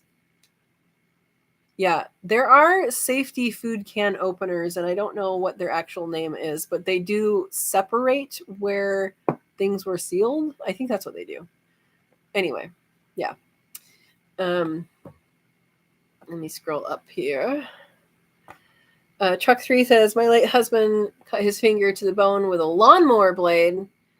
4 hours later, it was stitched up at the ER. Yeah, he got in pretty quick. And we had a late... Here's another safety thing. It's not really safety, but it is. If you go to the ER, don't eat anything. If you for any reason believe that you might have to go under anesthesia, get knocked out, don't eat anything, because your stomach has to be empty for, I don't remember how many hours, but some set of hours before they can knock you out. And because there is a risk of aspiration, which is, can kill you. So that is a good tip to know. If you go to the emergency room for whatever reason, if there is a chance they're going to knock you out, don't eat, because you can get into surgery or get into that faster, because they will not knock you out if you've eaten, recently. Like a lot of people are, I'm going to be in the emergency room forever. Let me just grab this granola bar. And if you do need surgery, that's a bad idea. If you don't need surgery, that's a great idea. Maybe bring something with you and say, am I going to have this? And then they told you that, then you can eat, right? But that is something to think about. We had a late brunch and we didn't have lunch yet. And it's a good thing we didn't, because he would have had to delay even more to go into surgery. So, tip. Silver Creek says, even just rubbing the side of it can feel the sensation back. Yeah, I know. My dad was talking about, there's so many people that I know that I now know have cut themselves with table saws. But in my dad's case, it was a bowl. But in his physical therapy, he remembers there was like a thing that they put his hand in, and it was like little warm beads of plastic, he said, or he said it might have been sand, but it was warm and it was vibrating. And so they put his hand in there, and he was supposed to move his hand around, and he said it felt really good. And so I think that's the activation of the nerves, or activation, of the whole hand. Because again, that was his wrist. But yeah, that's a good tip. Ed says bubble wrap. Brooke sliced her hand as it was no fault of her own. Others, other than to block water trough. Yeah. Brooke did slice her hand, and she was just trying to catch something that was blowing towards her in the wind. Be careful. Steve says, I think you'll have to make yourself a rack to hold those trays in a chest freezer. I can't find any already made. Are you researching for me? The researching, the online researching king? I can imagine it in my head, just can't find one to buy. Yeah, I don't know what it would be called. It would be like a sunken shelf or something. There's got to be a keyword. Verna, I'm gonna have to look at all these links that you're doing after the live. Oh, Teflon, yeah. I'm not sure cut resistant gloves would do much with a table saw, but for sure for other tools, for sure. Metal gloves, yeah. JJ says, yep, it's a long time healing nerve damage. Keep hydrated and full of nutrients. I've been trying to tell him to drink bone broth because we have a bunch canned, and he won't drink it unless it's like soup or like has something other than that in it. I'm like, you should just drink it because it's going to be good for you. I'm also planning on looking up recipes for a comfrey salve because I didn't harvest the comfrey yet for the comfrey tea for the plants. And comfrey is also known as bone knit, and it is to help with deep bruises and bone breaks. So I need to look up a recipe for that. If anybody has a good recipe for that, I would love to have it. Yeah, and I'm sure I'll make a video of that, share that with you. Hopefully he'll use it, and once we can get to it, once we can get to the finger, right? Let's see. I have to go up. Silver Creek Aquatic says, yeah, don't use a table saw that's 75 years old with a blade that's even older on it. Yeah, this table saw I think was $20 on OfferUp or something like that. Yeah. David says, nearly done with my wife's chicken coop. Awesome. A bit more fencing and gate tomorrow. Hopefully she will be done for tomorrow's evening event. Awesome. Very cool. What chickens are you getting her, or does she have, or what chickens will be there? Verna says, wonderful, David. Remember, I always go at least 2 hours. Summer Creek says, any y'all do microgreens? I have not yet. I know it's a really, really great thing to do, especially if you don't have a whole lot of land or ability to, plant things in the ground, getting up and down and stuff like that. It's a great option to do because you can do it inside. Yeah. Anime says, it separates above the seal line on the can. Love them, so easy to open. Yeah, the can openers. Yeah. We also don't have one of those. I might have to get one just to safetify. That's not a word. Just to make things safer. So Vase Play says, yes, Silver Creek Aquatics or Sprouts. I have done Sprouts. I haven't done it in a while, but they are good. And a lesson from Sprouts, unless you are feeding your animals with it, it's fine to do a lot, but don't do too much at once if you are just doing it for yourself and for eating, because that much seeds turn into quite a mass. Yeah. So just make sure you can do it like every day or every other day, start a new one. But if you have it all going at once, it's going to be a lot. So yeah. Anime says 24 hours laxative drink. I don't know what we're talking about. Silver Creek says, yes, and electrolytes really help too. Keep them hydrated. Yep. Andy Rabbit says, haha, my daughter is a true blonde. This was the second time she's done it. Not just as bad this time. Just not as bad this time. She said she ain't doing that again. Wow. Yeah, Safe Cut Can Opener. That's the name of it. Yeah. Oh my gosh. David says, I tried to cut my left thumb off with a chainsaw. A few years ago, and it was on the 4th of July, so I gave them something besides a fireworks mishap. My goodness. Okay, so how do you remedy that? I know people are supposed to be wearing chaps when working with chainsaws, but I don't know how you do your thumb. So tell us how not to do that. How would you have done things differently? Silver Creek says, yay, Vay, my extended family runs True Leaf Market. Oh, okay. It used to be a Mountain Valley Seeds right there with Johnny Seeds. Awesome. I still have part of a gift certificate to use for Johnny Seeds, but I don't need a lot of seeds right now.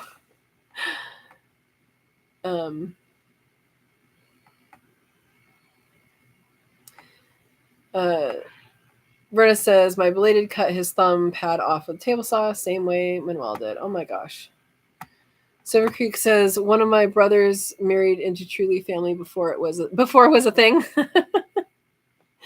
Steve says, I'm making wheatgrass sprouts. Yay, 3rd batch, 2nd successful. The quail love them. You're doing it, Steve. Yay. Yay. JJ says, yes, we should all live in bubbles. No, we should not. We should not live in bubbles. We should just do things safely. Yeah, no bubbles. Verna says, that is where I got my sprouts from. Awesome. Silver Creek says, yay, babe, me too. I wish I got the family discount, but hey, their quality speaks for itself. Yeah, so you're talking about sprouting seeds, like for eating. Yeah. Andy Rabbit says, I may fall asleep, so if so, good night, y'all. Good night, Andy Rabbit. Oh. Silver Creek says, new table saws have a technology that stops the blade the moment it detects flesh, so it may give you a little nick on the finger, but that's it. I don't think that's true for every one of them, but it is definitely true for some of them. I don't know how expensive they are. Yeah, we've been watching videos about table saw safety, and I think Ed sent me a link to one of those videos. It was the guy who invented it, and pretty cool technology. Yeah. Shelves for freezer. Bruno, you're filling up my tabs. Let's see. Yeah, I'm looking for like one that hangs like a basket, but goes down so I could stack all of the freezer things on it, like how the basket sits, but then continues to go down instead of having the thing right there. Maybe I could like cut those wire things out on the sides and just slide it. I don't know. I'll have to look. I haven't actually looked yet, so I need to look through. S. McKee says, I have some wire cup shelf things that allow me to have teacups below and on top. If they were turned upside down, they would probably work for shelving in a freezer. Wire cup shelf things that allow me to have teacups below and on top. Huh. That sounds interesting. I don't know what you would call that. How do we search for it, Sue? Silver Creek says, we have 4 acres. We homestead, not much, but we do really well with gardens and quail and other animals and birds.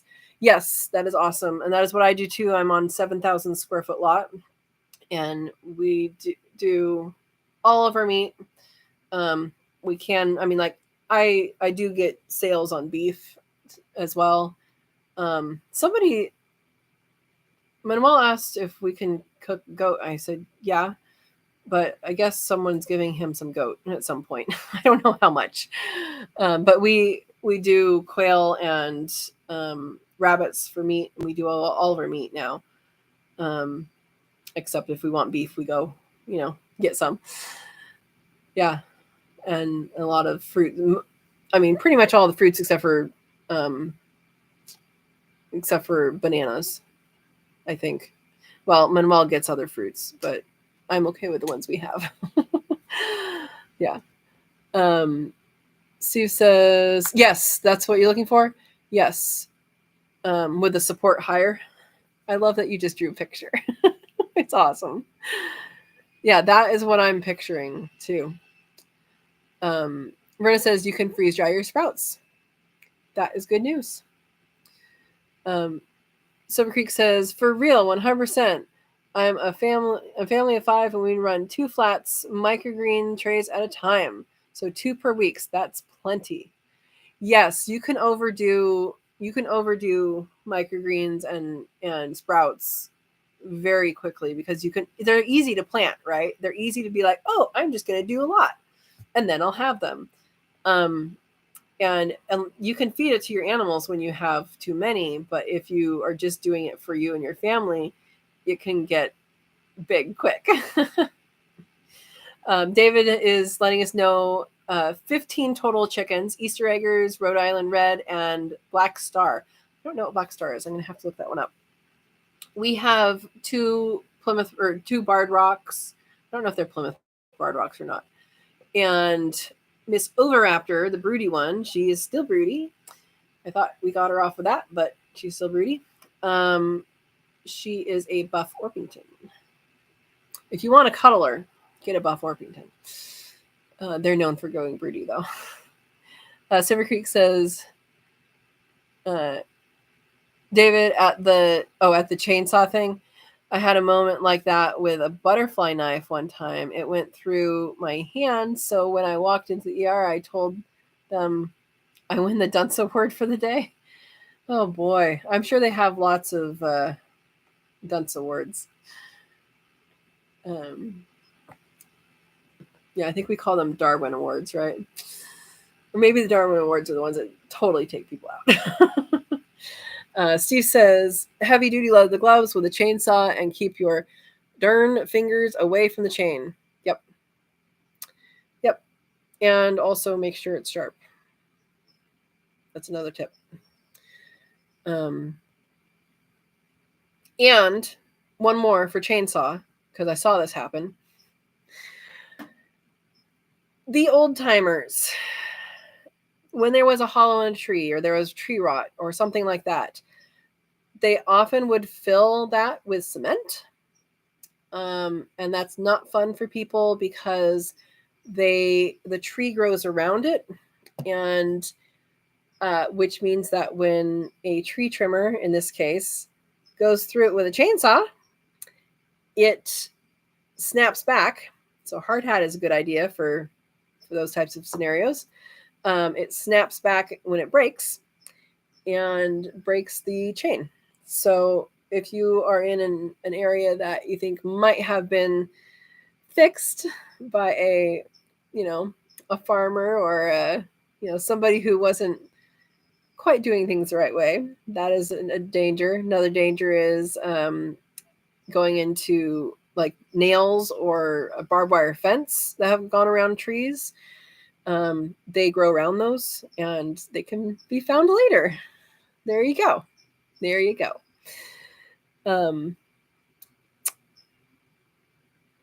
Another safety thing.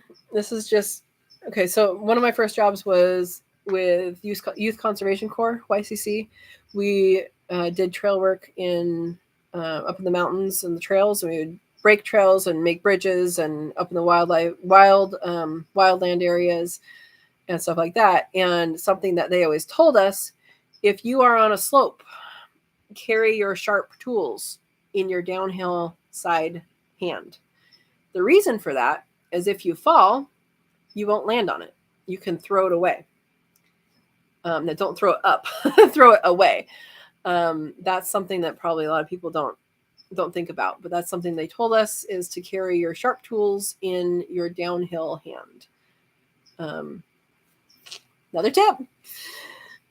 All right. Silver Creek says Johnny Seeds is the holder of the most amazing lettuce you can grow. Selenova lettuce? I've heard of that, but I don't think I have it. It's a pelleted seed that is super hardy. You got to try it. You'll never go back. All right. Selenova. Good, because I have a gift card. David says, I should have paid someone to do it for me. There's your trick, right? There are some jobs that are not worth doing yourself. One of which is hanging a door in an old house. Because my house was built in 1954. And since then, 90-degree angles are no longer 90 degrees. And it was worth the money to have someone hang the door. It sounds like it's super easy, but it took them a few hours, actually, just because it's a little shave here, a little shave there. And they hung the door. I stained it. So there you go. Of course, that was when I have a solid door now for the front door. It used to be an interior door, which is hollow. Not sure why they put that on the front door, but whatever. The things you find when you move into a house, right? Silver Creek says, I almost lived in a bubble, no joke. Uh-oh. My mom was parent after a motorcycle accident I had 9 years old. She couldn't handle any more injuries from me. I guess you go big or go home, huh? You went big and you survived. JJ says calendula infused oil is a better choice until inside wound is healed. Okay. I don't have any calendula right now. I used to be in my yard. If you want to grow calendula, it has to be in soil and not in, like, I put wood chips all over where the trees are and stuff, and it doesn't like that. So if you're wanting to grow calendula, don't put it in a wood chip heavy area. Yeah.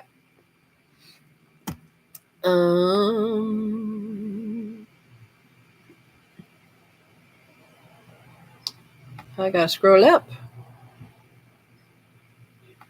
You guys are talking.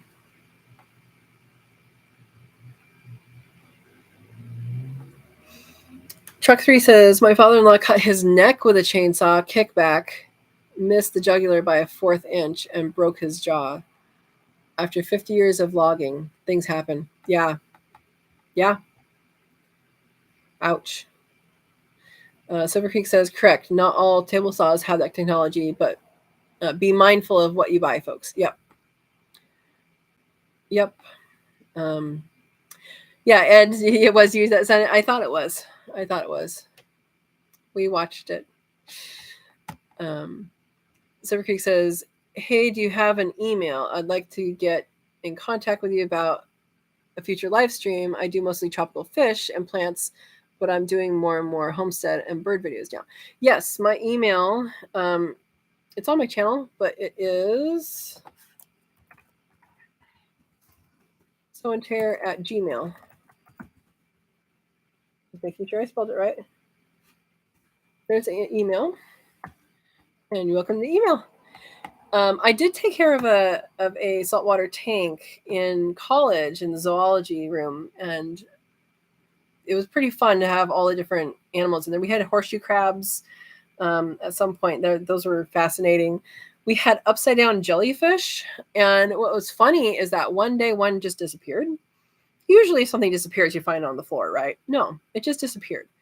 About a month later, I saw this happen. One of the sea anemones burped it up. It had some chunks missing, and it was still alive, and it recovered.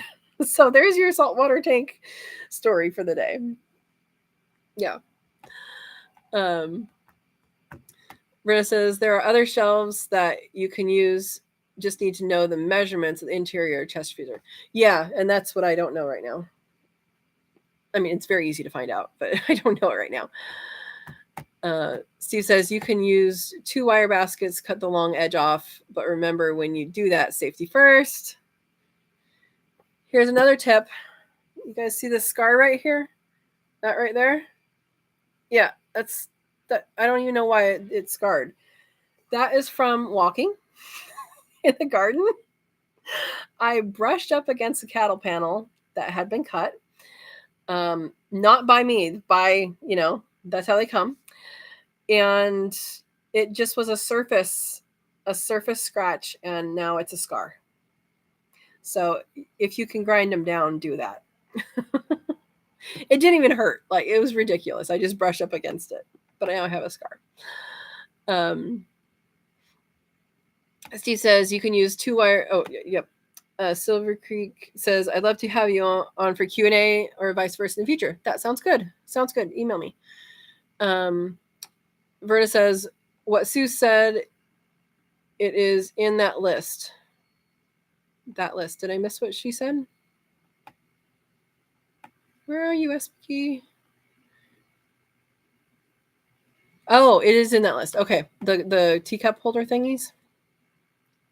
Now I lost where I was.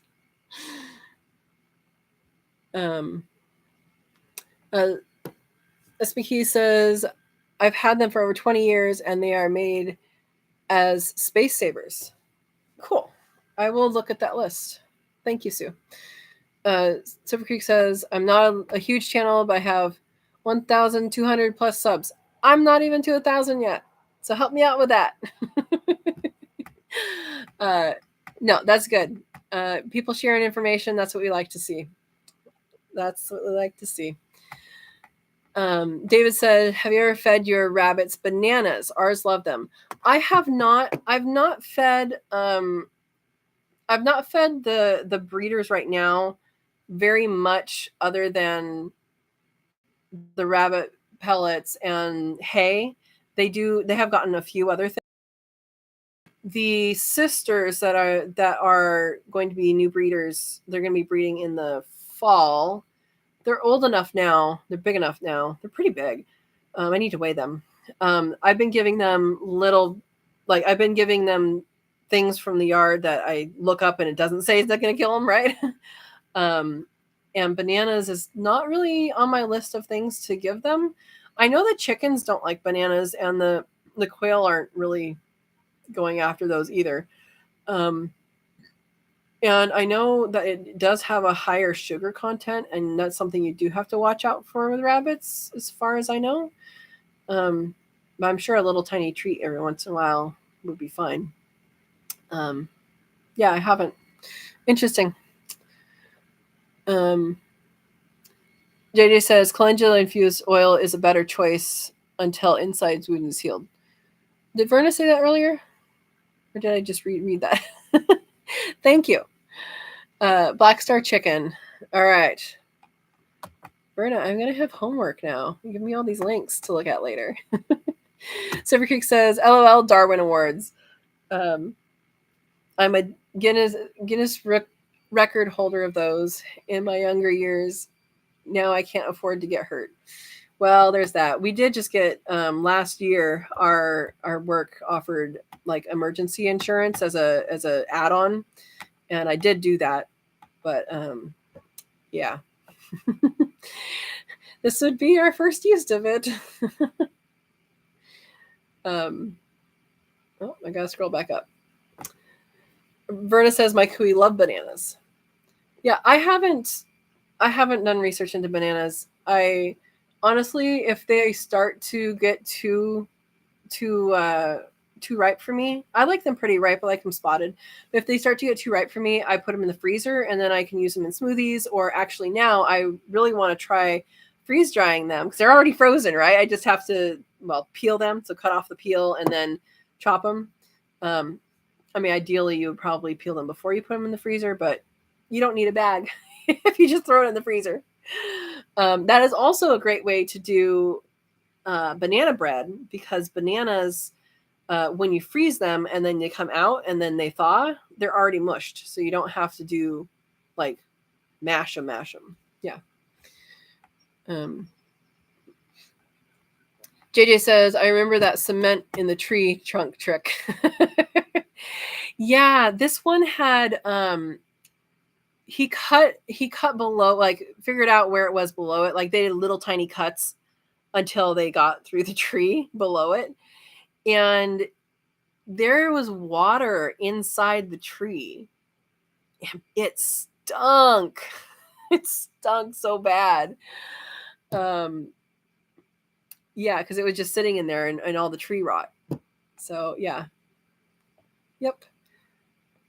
Steve says, this is my most gory live I have ever attended. I'm just saying. Well, 11 of you are still here, so hopefully that's good.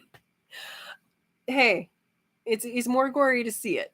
And honestly, to know that other people have had these types of things going on, it really does raise awareness of safety. And some of the safety things that you might not know, like, walking with your sharp tool on the downhill side, might save somebody. Drilling into people's head, use a push stick might save somebody. So cautionary tales, right? Yeah, we're not showing pictures here. Oh, JJ's laughing at you. Silver Creek says smart about the slope. Yeah, it's something I wouldn't have thought of. I mean, they also taught us, this is with the Forest Service, they also taught us to sharpen our shovels so that they are sharp enough you can cut down a tree if you need to. And that's a firefighter thing. And honestly, if you are digging with a sharpened shovel, it is so smooth, so much easier. And most people don't sharpen their shovels. Sharpen a shovel, you sharpen the inside. I should do a video on sharpening some of these tools, shouldn't I? I should do that. I'll do that at some point. Somebody remind me if I haven't done it in like a month. Silver Creek says, Swan, I'm not helping that. Oh, says Steve, I'm not helping that. I know, my bad. It's okay. My goodness. Verna has graduated from coffee to Java. Steve says, I'm squeamish and listening to the stories. I'm sorry, Steve. I'm sorry. But now you're going to think twice. Like, do I really need to cut that piece of wood? He's going to be building cages now with like extended. It's 10 feet because that's all the wood I could get. It's 10 feet long cage, right? Which isn't a bad idea because that's no waste. All right.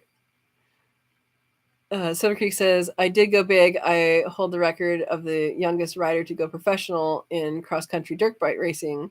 Went pro at 14. Cool. I had a friend in high school that she raced dirt bikes. I have no idea what she's doing now. I've lost touch. All right, Verna. Silver Creek says, now I haven't raced in 15 years, so I'm just happy to ride a bike nowadays. Yep. Saltwater is a beast. Saltwater tanks we're talking about. I do freshwater, like many tanks, and get into the ARRY side of tanks. ARRY. I don't know what that is.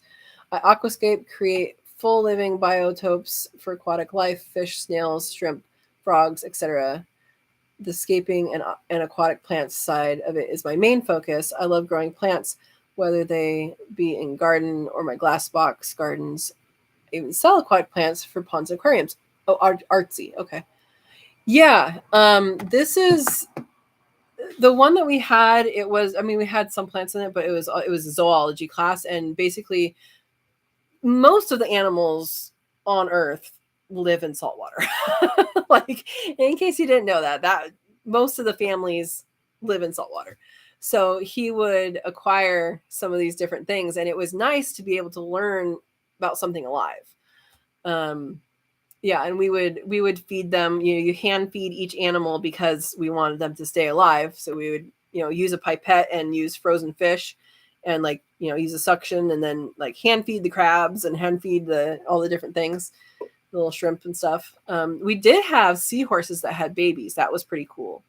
Yeah, pretty cool. Silver Creek says, definitely help you out. All about this Stead Farm. Yep, Stead Fam. Thank you. SBK says, David, my pet hen loves bananas. Really? She tries to jump up and steal them from me. Our chickens don't like bananas. I mean, they're spoiled. They get all sorts of stuff, but they don't like bananas. That's interesting. Maybe I wonder if it's a ripeness thing. Do you feed her really ripe ones or not so ripe ones, or does it matter? That's interesting. Verna says, yeah, better to give the rabbits banana skins. You can cook banana skins. I never have, but I know that in some cultures they do that, like as a dish. Yeah.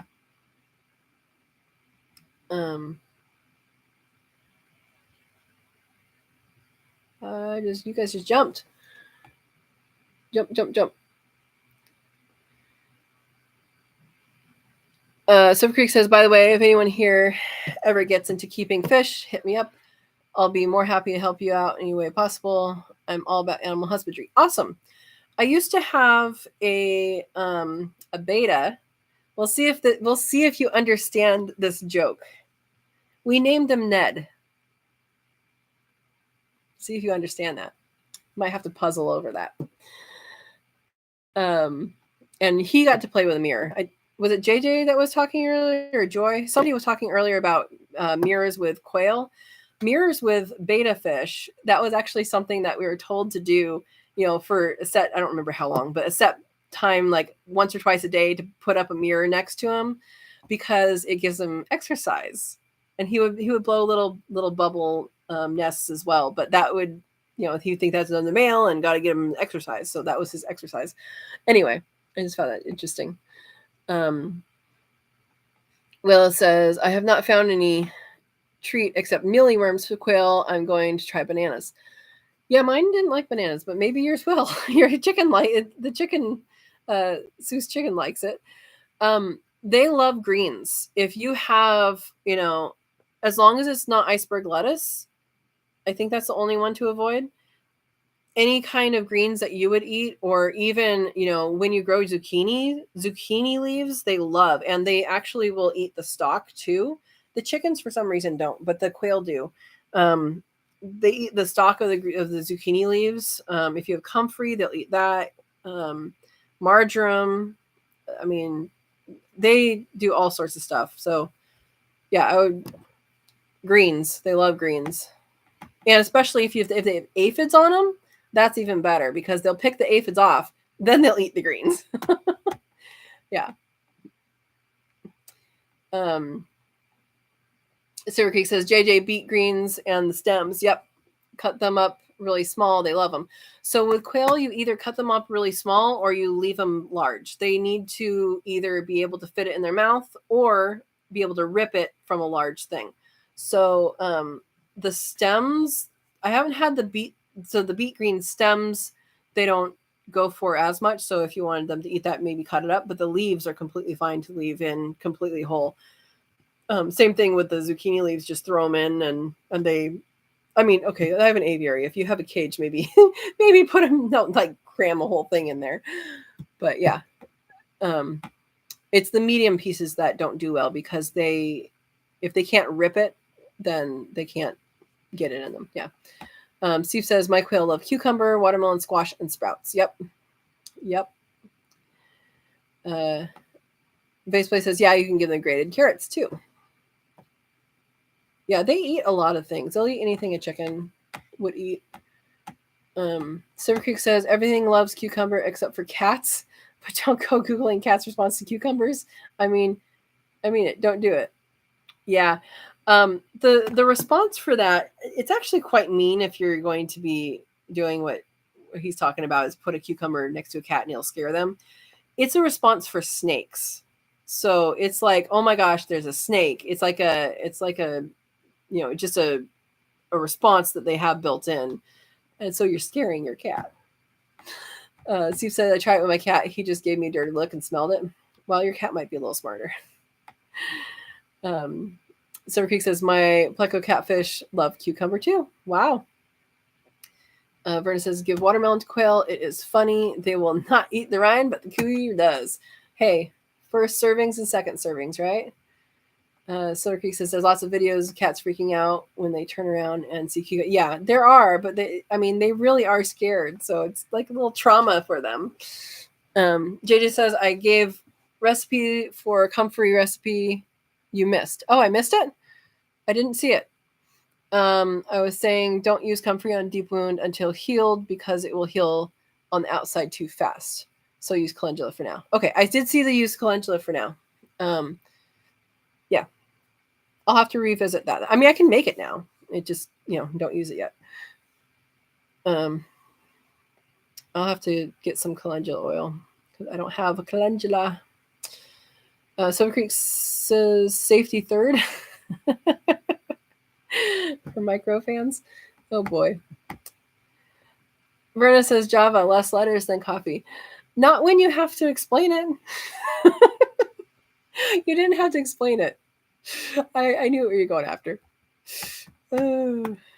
JJ says, thank you, Silver Creek. I do have beet growing. We'll try that. Mine don't even want watermelon. Yeah, mine like the beets and the beet greens and chard, and like any of those things, they love. Like they'll just go to town on it. And I do throw marjoram in just because it's next to it, and they love that too. But it's also, marjoram is good for, it's an antibacterial, viral, and so it's very similar in its use to oregano. So just my oregano's in the front yard, but they do like that. Offer it more than once. Absolutely. So Verna's saying offer things more than once because they don't know if they like it because they've never seen it before. Why would they know? Why would they know that they're supposed to eat that if it's just like something that is thrown in at them? And once they've had it, they'll be like, oh, okay, this might be good. And try it again. That's a good point. Silver Creek said, I found mine minced beet stem and greens to mine today. They went cuckoo for it. Yep, they do. I'll try the cucumbers, JJ says. Yeah. JJ says my quails are just snobs. They might be, huh? They might be. And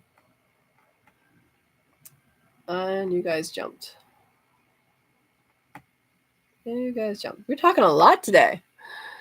Versa says, just remember, quail do not eat the skins of plants, but rabbits and cooey do. Yep, like the peels. Yeah.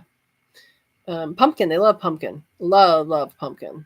And that's good because it's a natural dewormer as well.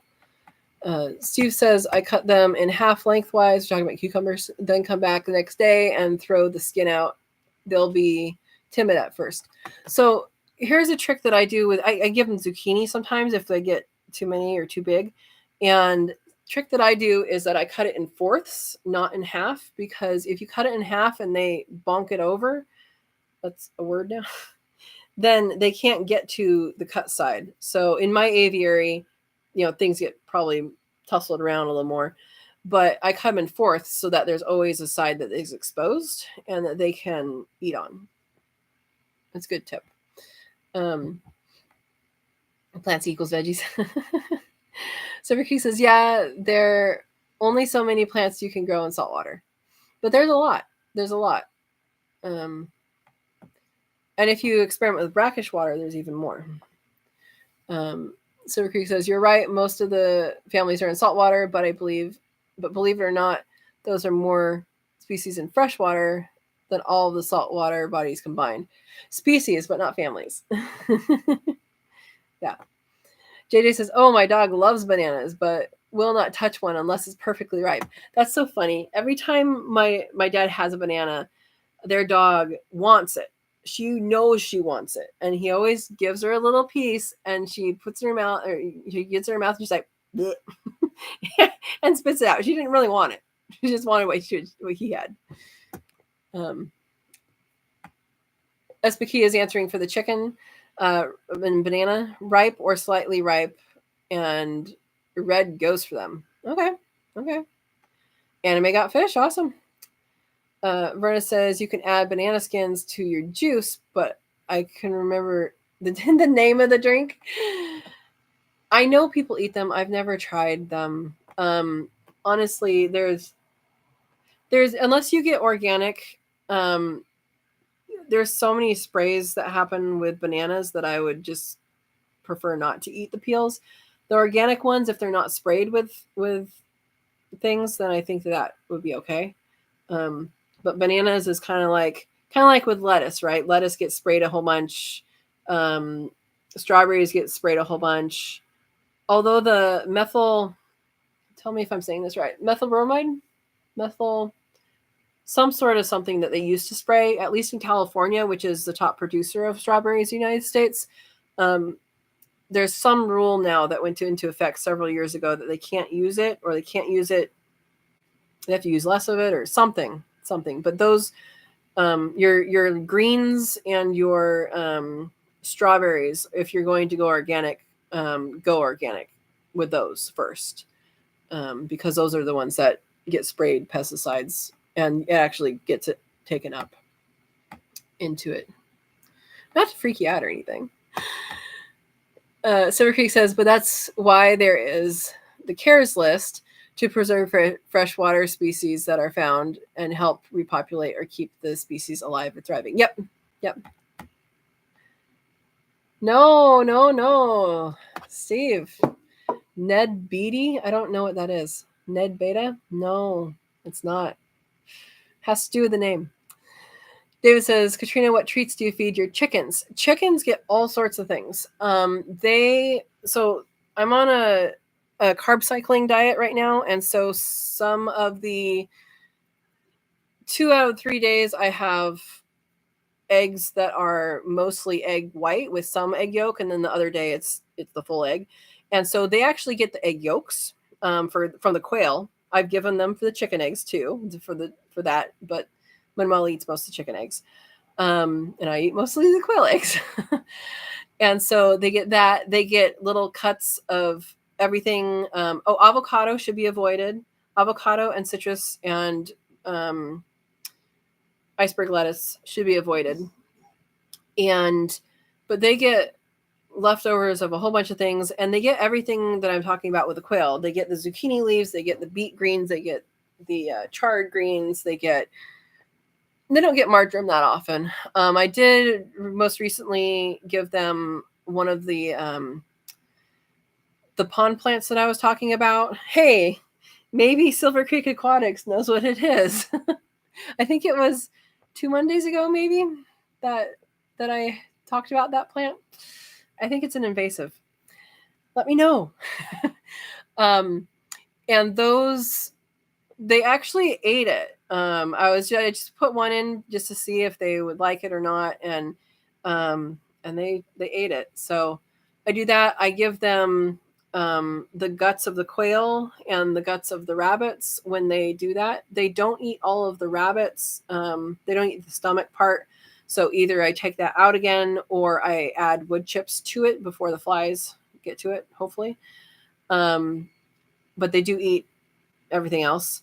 I give them, I give them a lot of stuff. They get a lot of treats. Oh, something else I give both the quail and the chickens is when I do bone broth, which I just did, I give them the bones. So I use a pressure cooker, and I do it twice, and that makes it so the bones are super brittle. Not brittle, they're squishy. So the bones are super squishy, and you can actually just squish them with your hands. And at that point, you can give them to the animals, and they will get nutrients from them. They'll get the calcium from them. And I give that to both of the birds. Don't do that if it's just cooked bones, and if you can't squish it with your finger, don't give it to them, because it can have shards at that point. But once they have been pressure cooked for a long time, they will actually just get squishy, and they like it. They eat that stuff up. Anyway, lots of stuff. There you go. Verna says they love mustard greens but leave the stalks behind. Yeah. They do leave a lot of stalks. Yeah. But they get zucchini and zucchini leaves and pumpkin and all sorts of stuff. They get regular crumble as well. JJ says my quail like to sit on and cool off on burdock leaves. Interesting. Oh, Verna says don't forget sweet potato greens. Yeah, the chickens don't really go after that very much. They eat some of it, but not a whole lot. But they do. The quail are better at that than the chickens. Dave said our rabbits also like mulberry twigs. Yeah, so giving them the appropriate twigs, and knowing to look up what they can't have, because there are some types of, particularly the cherries and the stone fruit family has some in there that you shouldn't give the wood to, or you shouldn't give the wood to them until it's dried enough to get the arsenic out of the wood, basically. I think that's what it is that's in the wood. Yeah. So Creek says, shared you on my community link. Oh, thank you. I have lots of people in the homestead lifestyle, which is amazing. Love it. People getting back to nature in any way. Awesome. At some point, we should probably talk about, not tonight, because it's already 2.5 hours in. At some point, we should probably talk about aquaculture, and I know Dawn does that. I don't know if she's still here or not. Dawn does hydroponics, but aquaculture, there's some really neat things that you can do with that if you had space, like, I mean, you can do it on a small scale too, but if you had space, that would be something to really get into, which is pretty cool. All right. You gotta scroll up. Lucy needs out. Little Lucy. Silver Creek says, if you have a pond or a fish tank, try growing duckweed. I have duckweed, yeah. Or azolla. That might be what the invasive one is. They are floating plants. Oh, no, I think azolla is different. That, like, very little water flow. Super awesome for our birds to eat and cheaper than feed. Yeah. JD says, I have fresh oregano. I'll try it. Yeah, they'll like it. Silver Creek says, brackish water is amazing. Props for knowing that. I'm a wildlife biologist by trade, Silver Creek. I know a lot of wildlife things. Craig's Catfish Cave. Hi. How are you? Tommy sent me. Awesome. Welcome. All right, you guys are talking. Smoothie is the name I couldn't remember. Oh, Smoothie? Are you tired, Verna? Your kind of channel? All right. Welcome. We're almost done for the night. So we do this every Monday at 6 p.m. Pacific time. Silver Creek says, can't help it, Craig. If it's good people, I'm going to share them out. This is amazing people, Craig. Aw, thank you. All right. Everybody's saying hi to Craig. What are you up to this morning? Oh my gosh, it's morning. Oh my gosh, you're in Australia, watching from the pouch of a kangaroo. Goodness. Verna says that means you get more of the B complex vitamin than Manuel does. I don't know what we're talking about, but okay. I don't know what we're talking about, Verna. Remind me. Silver Creek says that's the okay. You guys are talking. David Lister, just toss the banana peels in the compost pile. Then I give the banana stuff to the worms. So I do worm casting. So I have a worm culture, and I mean they like it. They'll eat it. They're good. Yeah. And looks like we're attracting messages. Okay. Verna. Oh, yes. Homesteading related stuff. Thank you, Verna. Thank you. And welcome.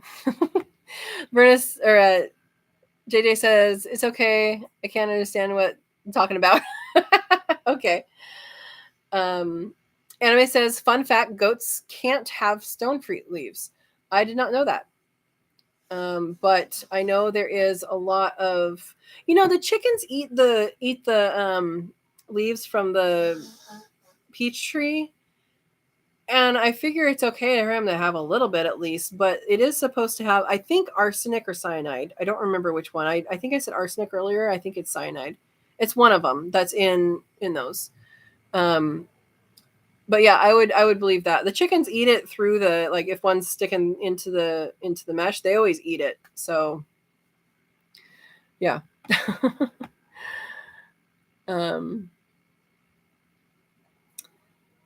JD's saying interesting. And Verna says, if you have a big tank in the basement, you can do aquaponics. If you have a basement, I don't have a basement. Silver Creek says, I have lots of fish tanks. I use water for the water of my crops. Yep. As long as you're not using salt water. Too many thoughts at once, Verna says. JJ says, I still have to order duckweed from Silver Creek Aquatics. I just got busy. It just shows up. It just showed up in my pond. I dug my pond, and my neighbor has a pond. I don't think she seeded it with hers. I don't know if she did or not, but it showed up probably on a leg of a bird. Yeah. So okay. And JJ said, okay, we're going there. Verna says, Katrina, quail eggs are higher in B complex than chicken eggs. Yes, that is what we're talking about. I got lost. Yeah, probably. Silver Creek says, as long as JJ says, I read that quail eggs also help with allergies. Have you found that in your research?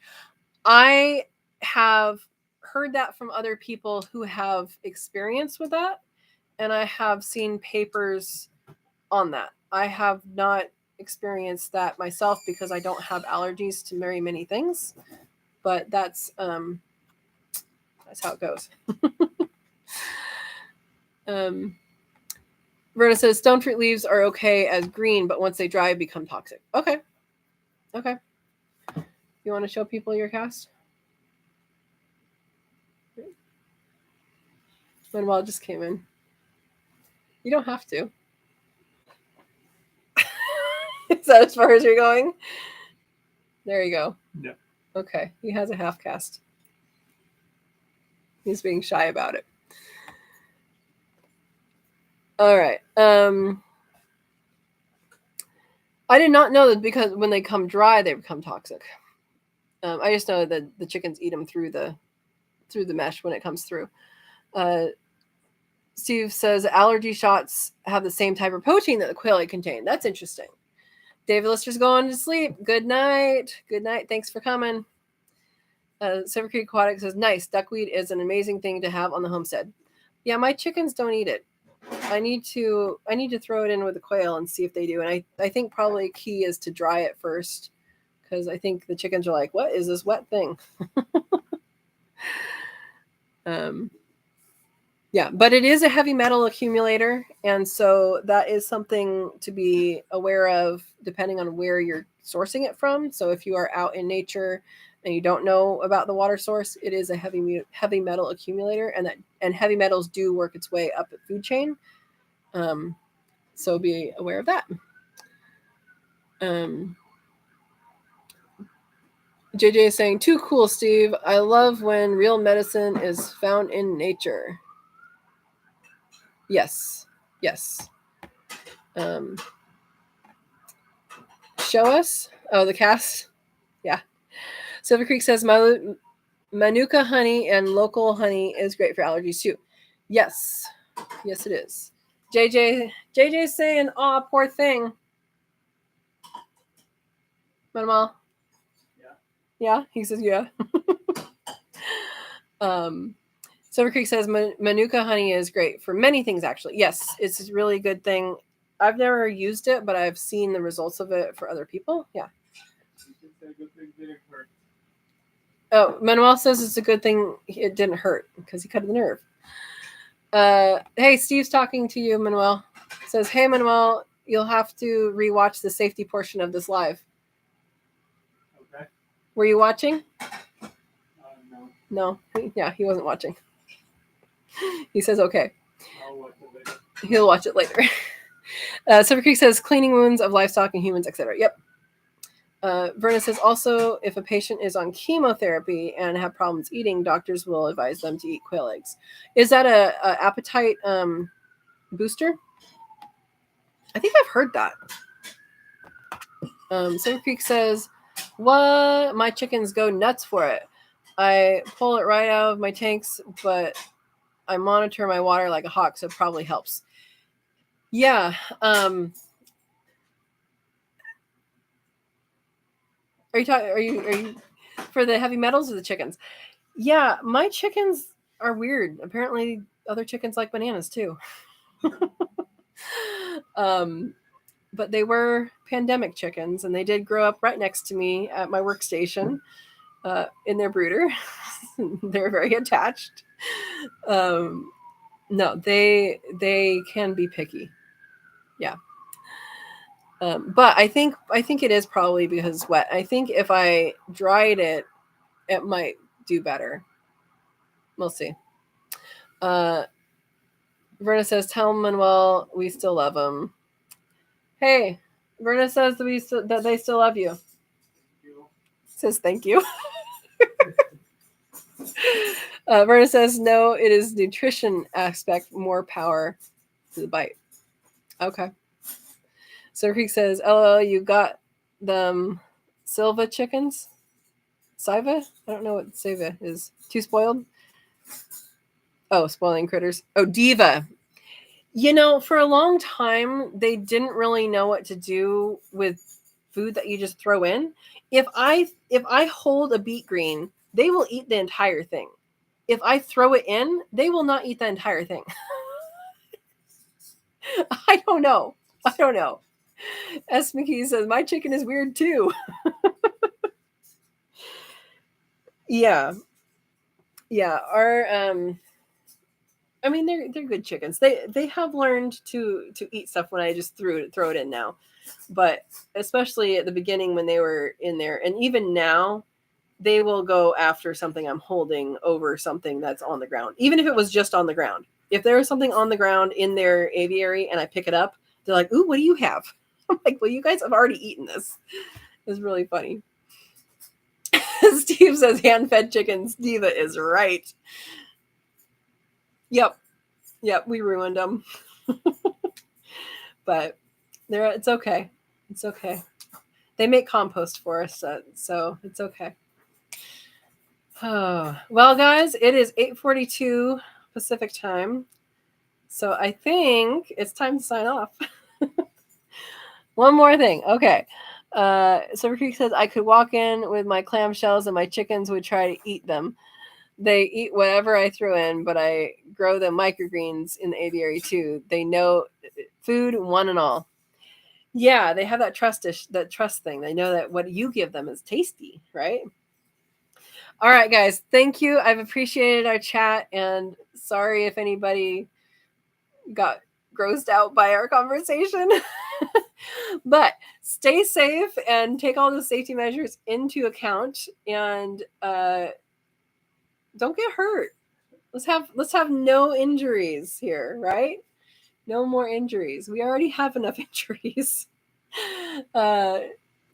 JJ says, night, everyone. Thanks for the company and all the great information. Silver Creek says, thanks for the live stream. Keep cultivating all life, y'all. Verna says, have a blessed night, everyone. See you tomorrow night. See you tomorrow night at Verna's Live. And enjoy the evening. Thanks for watching. Have a good night, everyone. To S. Mickey, have a good night. All right, good night.